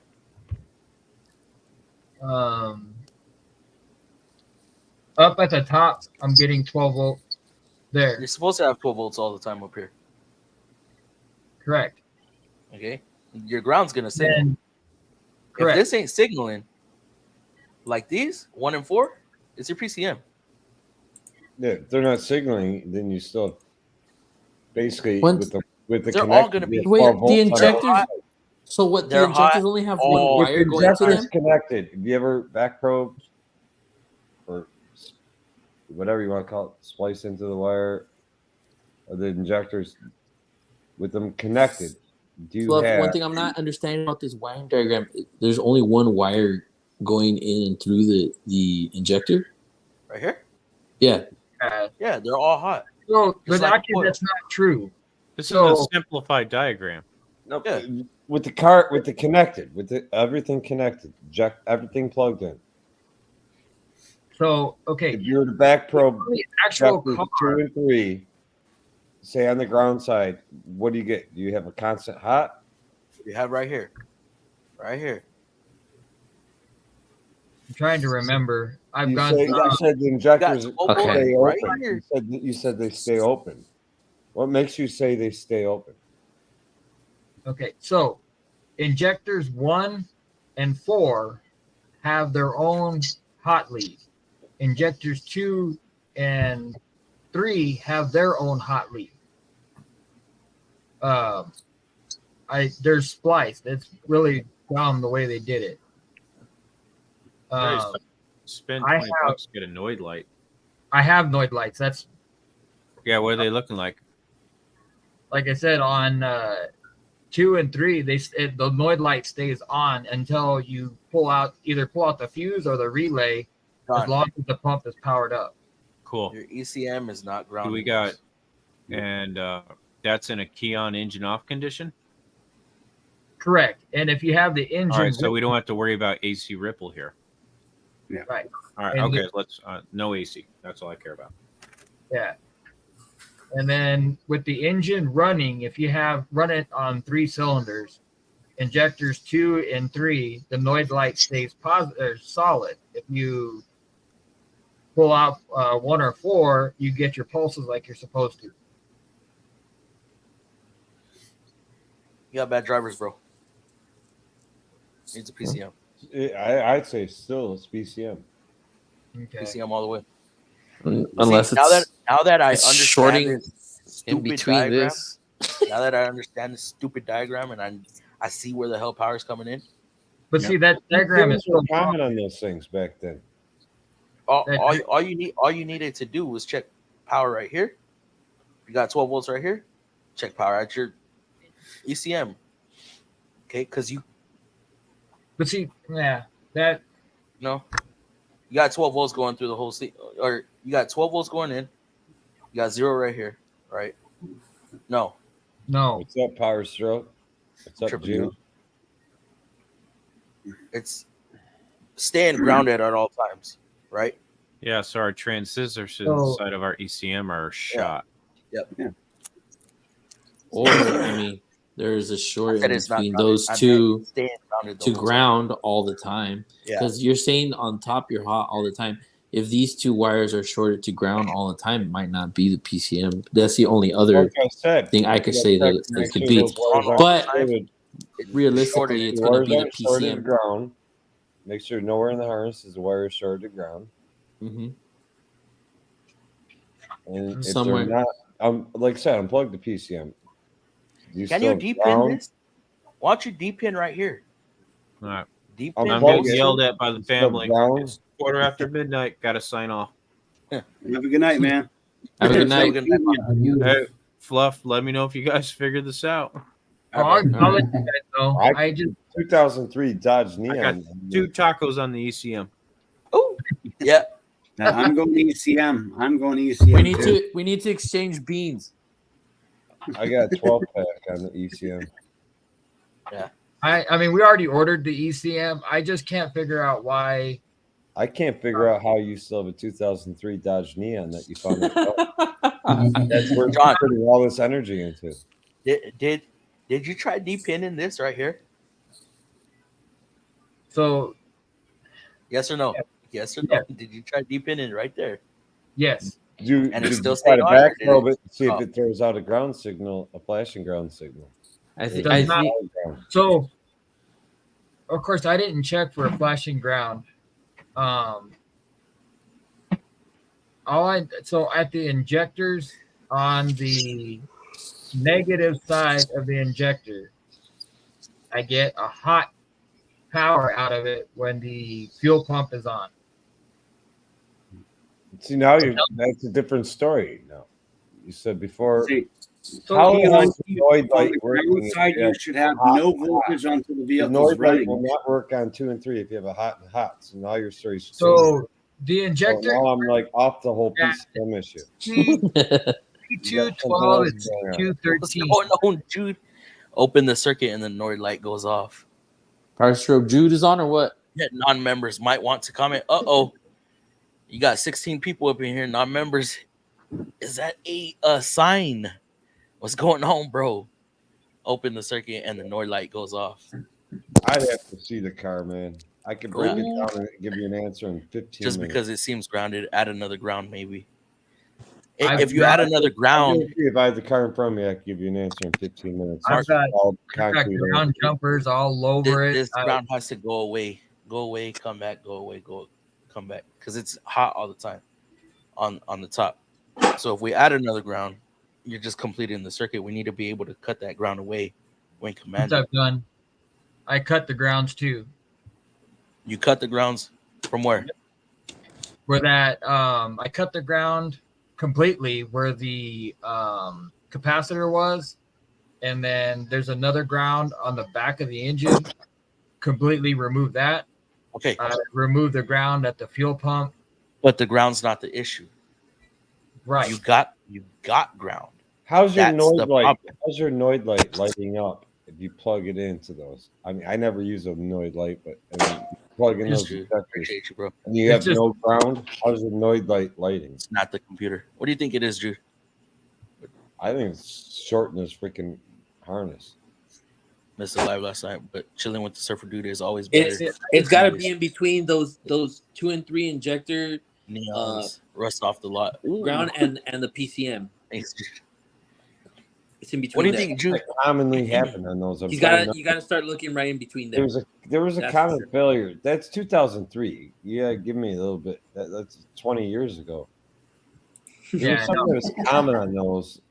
Dave's so made that we're talking about a Dodge Neon from 2003. I think a harness used to rub through on the back corner of the valve cover. Those it runs on the front and inside the intake manifold. Short in the harness. That's why I'm trying to see.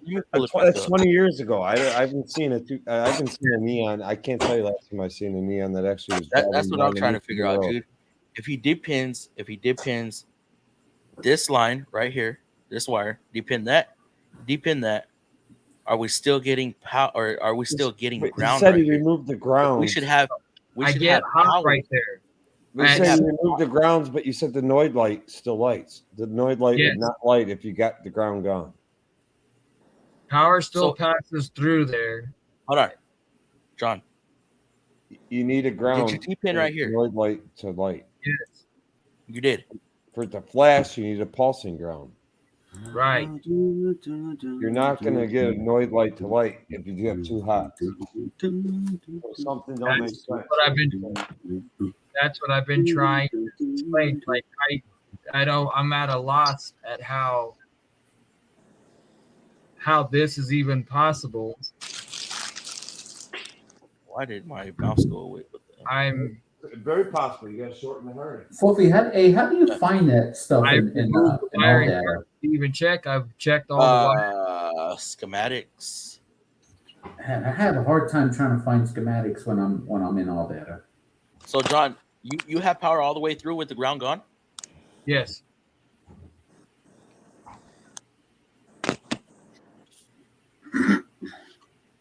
Now, if I remove the harness, obviously the power disappears. So it's not. If I disconnect the harness from the PCM, it stops.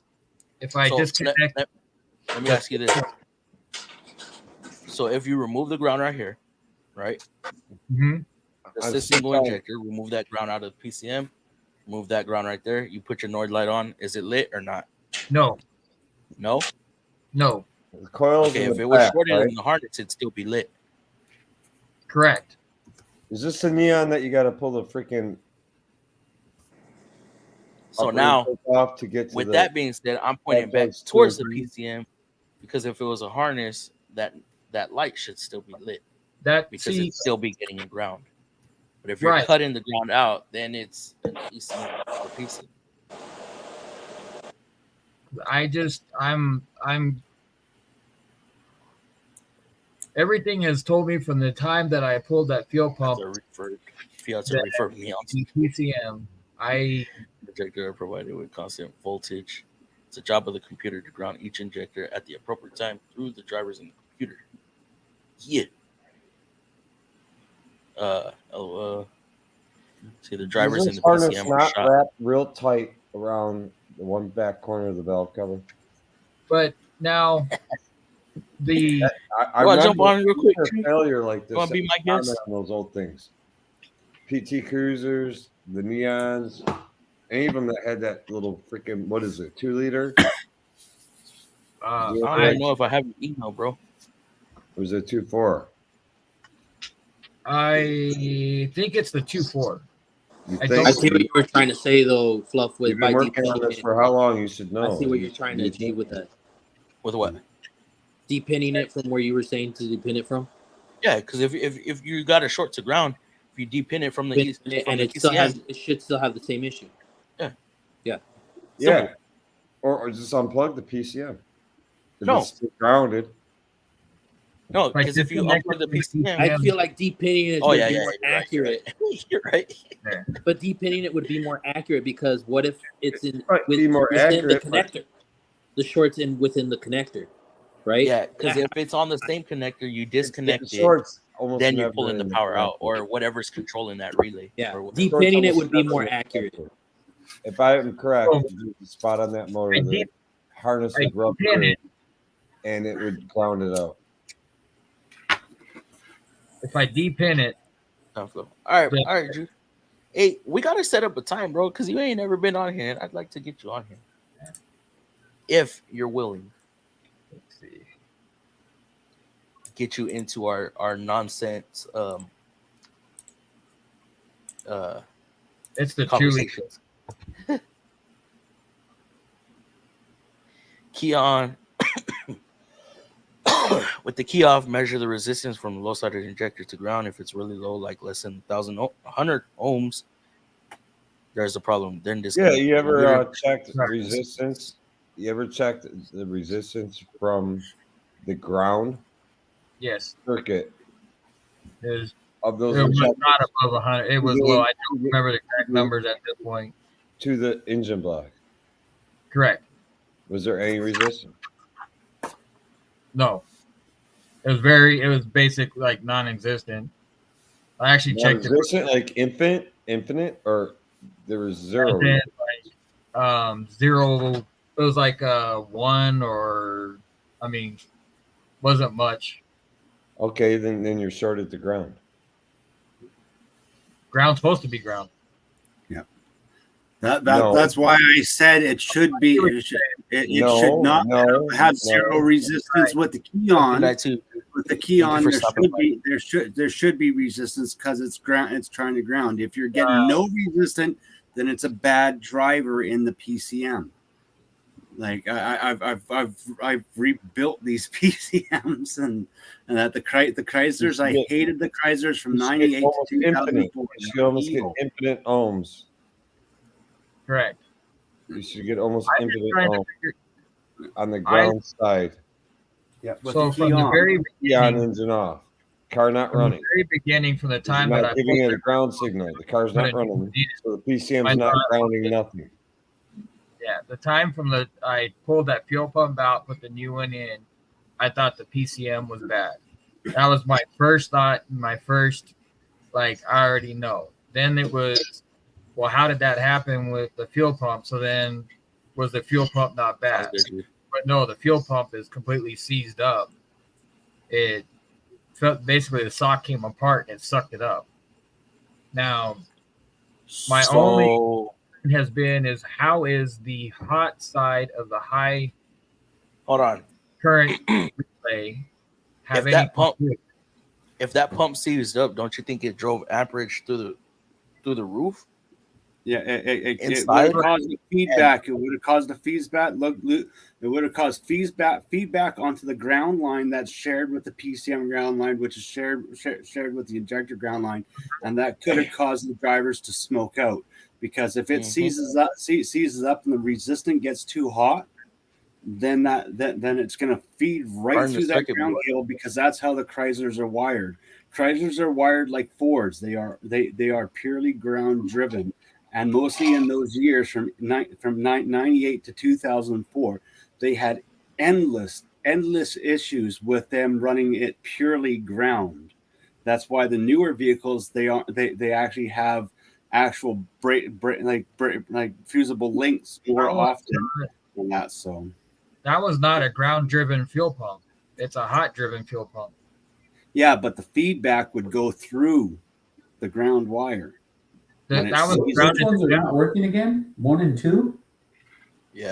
2 and 3 are the ones that are solid, but the fuel pump is grounded to chassis. It's not grounded. What do you mean by solid? When you say 2 and 3 all 4 injectors with the key on should be hot on the live side and should not have nothing on the ground side until it's running, and then when it's growing, the ground side will pulse because the ground from the drivers is forcing to pulse. So you should have ground. If you're not getting live on 2 of the injectors, then there's a signal issue coming from the let's break this down in the PCM.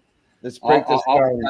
But that could be related solely to the primary ground of the PCM and the 3 resistors in that PCM. One of them could be burnt out, which caused the drivers to smoke out at the same time.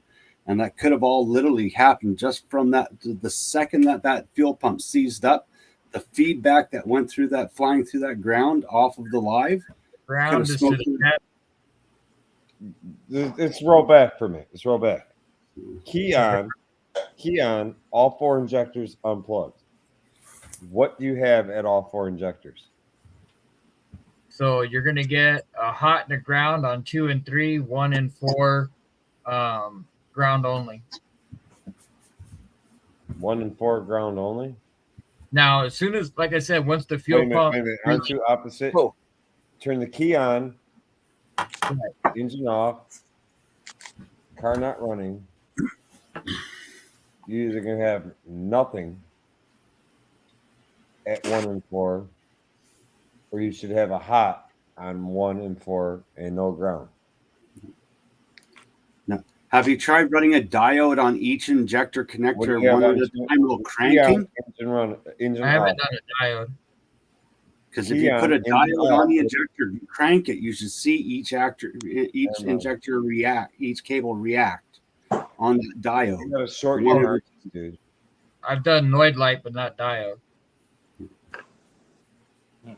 Noid lights they're useless.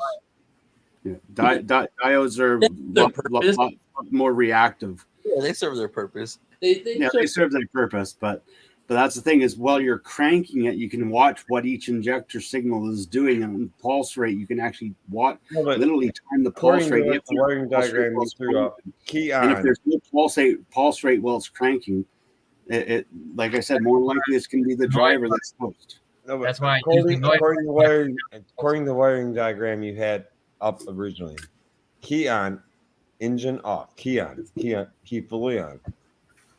All injectors unplugged. You should have a power and nothing, a power and nothing, a power and nothing each injector. Is that what you have?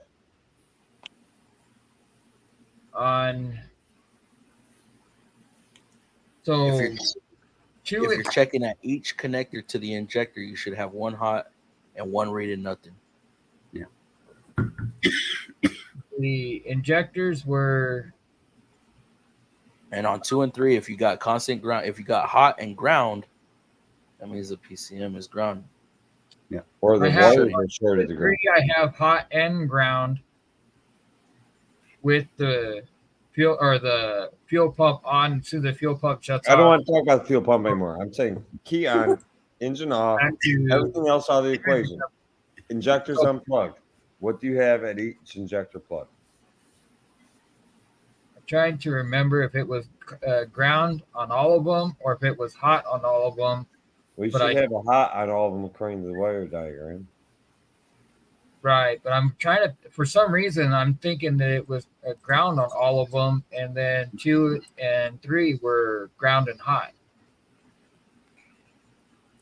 If you had ground if you had ground on all of them, then all of them would be having issues, not just 2 and 3. Trying to remember exactly what it, because I know what you gotta get a notebook, man. Yeah. For sure. Normally, is the car put together right now though? Like, can you go? Like, let's just say tomorrow. Can you go and check? Hey, because according to the diagram, like you said, key on, not running. You should have all 4 of those injectors should be hot. Right. Yep. If I, for some reason, I'm trying to think that it was the opposite, but I remember speaking to a couple of guys earlier this week and they were like, no, it's supposed to be all ground or ground driven with constant hot. And I thought, okay, then I got this backwards. But for some reason, I remember it being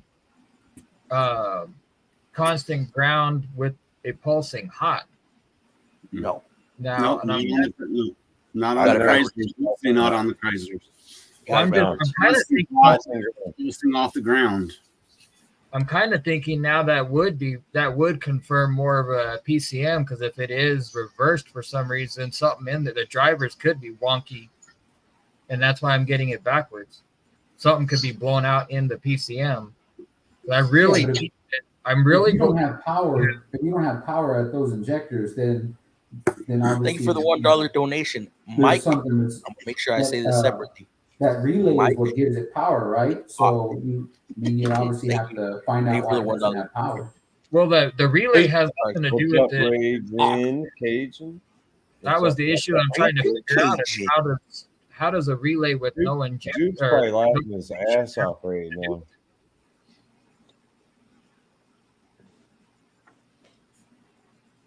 Let me see.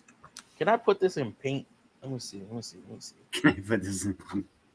Yeah, because we're gonna have some fun. Get some breaks. I had to make some food while you guys were talking about this. I was like, all right. To get anywhere on this, you need to have like concrete information of what's going on. I've been working, and I apologize. I've been kind of around the clock, nonstop. The last few days, I started this over a week ago. It's been a minute since I've put my hands back on it because I'm waiting for the PCM to come in. I know those things were common. Too bad they don't sell the PCM simulator anymore. There was a particular area where the harness was known to rub through and short. Well, I've checked the harness. I've gone through every last inch of the harness. I took all the tape off. I pulled all the. You mean you took the whole harness out of this freaking car? Yes, I did. There's a few spots, but I searched looking for that. You deserve at least an ice cream cone. It's actually not that hard. To be honest, it's not that hard at all. The fuel. I know it's not that hard. She told me that last night. I want an ice cream cone. Really? Hey! It's late now, man. Yeah. So it's late night, so it's the harness on that thing is fluffy. Difficult. So there's 4 harnesses, which breaks it up, makes it easy. You already ordered the PCM, so I would say I need a drawing pad. Install it, and if it doesn't work, then take notes on all the stuff, all your readings and stuff, and then we can go over everyone in chat. And I'm sorry I didn't have it all written down. It was just kind of one of those things that all good. Raining I don't, Jude, you don't even want to get into it, Jude. Go that deep into it, you know. Yeah. Oh snaps! Jude did. Difficult. You just got to remember, all of those fuel injectors have to have power, regardless of anything. I did not realize that. I just can't figure out. According to the wiring diagram I saw, when you turn the key on, all 4 injectors unplugged. You should be able to go with just a regular Tesla. I didn't even see this ground cable. When your ground cable, follow them out. Oh, gee, each one of follow them, and then switch to your positive battery cable, and you should have nothing at all 4 of the second one. You have nothing. Now, if you have ground at the other 2, you have grounded out PCM. Start from the beginning. What was or is the concern again? Power stroke. So you said that fuel pump seized up, sucked up the fuel pump sock filter, locked up, and then they put a pump in, and now that's, I guess, it's just spraying constant fuel into the cylinders. Injector staying on at all times. Oh, I wish.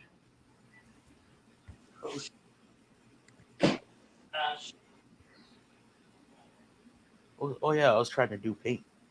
I was trying to paint a picture right now.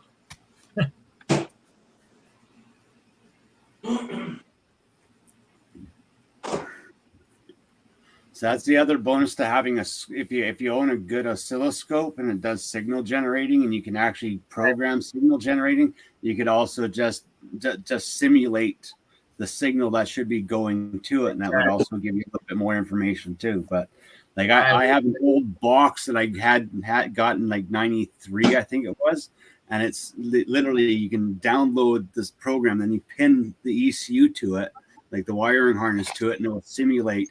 But in 2011, the company just disappeared. Hell knows what happened to them. They're gone.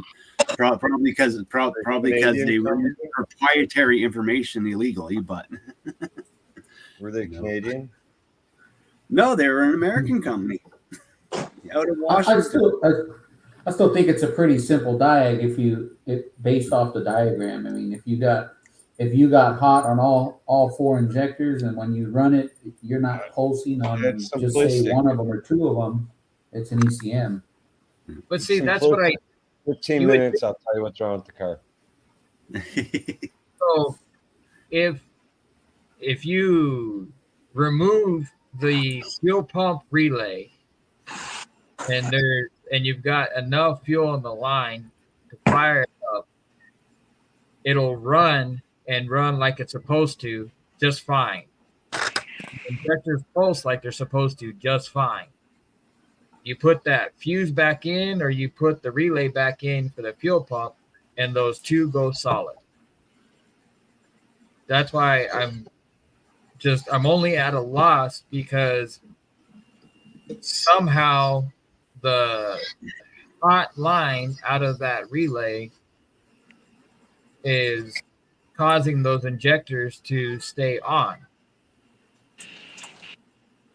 That's what I'm kind of at a loss. And I removed the ground and the whole harness from the fuel pump. Which fuse are you pulling? Fuel pump. So if you look at the harness, you'll see there's on the fuel pump relay, you have battery, relay, fuse, and pump. Okay, now to control that relay, I'm imagining there's a fuse for the relay and there's a fuse for the pump, right?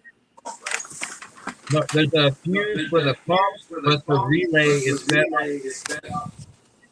Oh, Chris is getting feedback.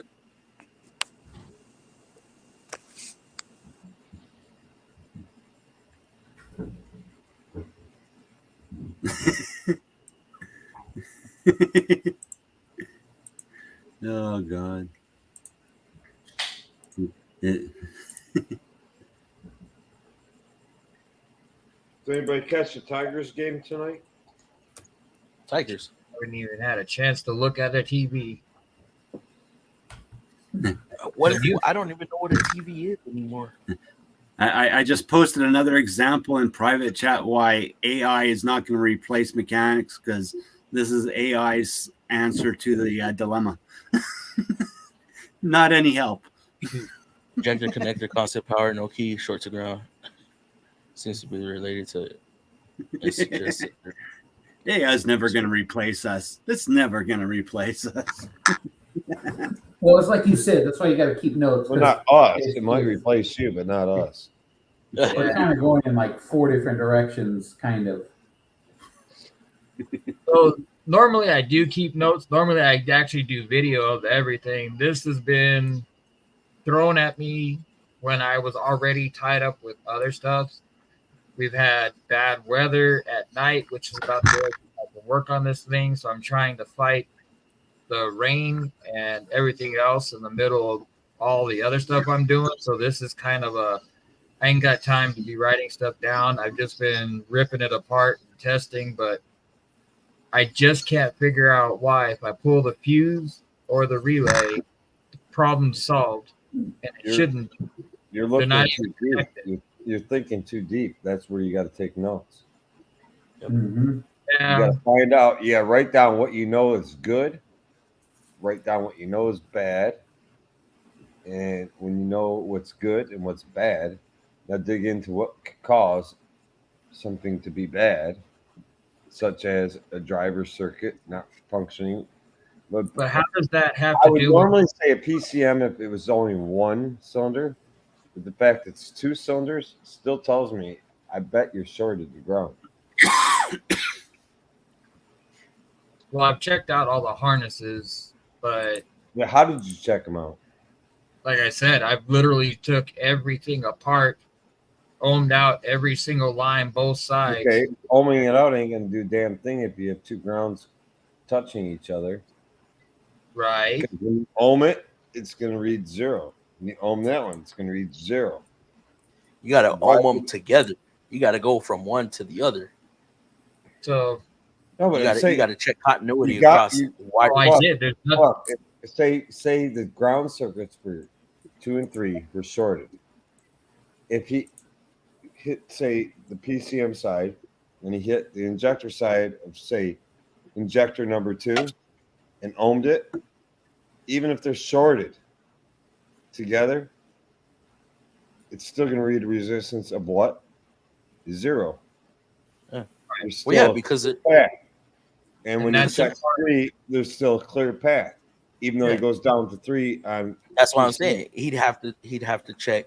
Did you check from the PCM to the injector? Yes. You own that all out? I physically checked every inch of that harness because from the PCM to the injectors is only just a couple. Check this out. I just seen this right now. I just seen it right now. Why? If this is what you're saying, why haven't you checked? Okay, so you're saying hot side, right? The high amperage side. Exactly. How come you haven't told us if you checked resistance from here, right here, coming out? It's going to be 12 volts to the pump. Check from there to there. Yeah. From the pump relay to the injector.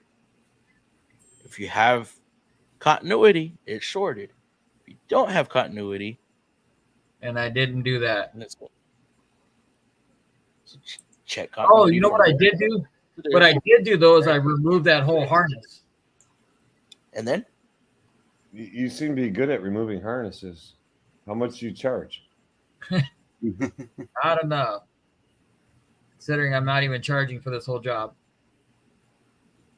You dug too deep into it then. You're talking about ohming it out, right, Fluff? You're talking about ohming it out from that high side down to the other that's one, right? high side down to the injector harness, yes. And seeing if he's got continuity for some odd reason, right? Well, I did check only when that Dude made a statement. He is correct. Yeah. That's why you would have to check those grounds. You know how we check continuity? We check resistance. We delete those 2 wires. That's the one from connector. Continuity, but then we're checking pin to pin on separate wires, not the same wire, on separate wires. Yeah. You're still right, Jude. This is a 2003 Neon, though. I mean, I don't even know why they're trying to fix it. So don't get mad at me. Nobody there. I think there's just a lot of confusion right now. That car wasn't worth a shit when it was built. It's a first car for a 16-year-old, and so. Oh, so you want to kill her? Is it turboed? No, it's not turbo. It's not worth fixing then. It is the first year that they reinforced the engine so it wouldn't come into the cabin. Oh. So they did that. First car for a 16-year-old should be a Honda. Yeah, a Honda. Did you say you had a video on this or no? Not an American car. Not an American car. I second the Honda, man. I had a Honda 2005 Accord for 5 years, and that thing ran. You can't kill him. You can't kill him. That thing is probably the best car I ever had. Yeah. John, you said you had a video on this or no? Polo or Camry. But yeah. It's been 16-year-old should at least be in a Power Stroke. So my other nephew is his first truck is going to be a 90 1500. I taught my oldest daughter how to drive in a Power Stroke. I mean, she backed up the wrong way a few times. Kroger had to fix a few poles, but it's not a manual, is it? Was that Power Stroke manual or auto? It was manual. I had a hole in the floorboard. She had to fucking push it with her feet. Yeah. Get I mean, first gear and start it. I absolutely love those. When that Flintstone style, huh? Yabba dabba doo. If that clutch goes out, those you can't stop those things. Damn. Yeah, you can. Turn the key off. No, you just run over the stall side of it the out. road into a tree. After you run over a couple trees, it slows down. That's true. But what about the trees? Don't worry about Well, it. they can replant more. You can always build another power stroke. What about the trees? You plant new ones. Yeah, but it takes longer to plant a tree than to make a power stroke. Not true. You can buy a full-grown tree. Yeah, but how long did it take to make that tree that's already made? It was already made, so it doesn't take anything. Yeah, I could say the same thing about a power stroke.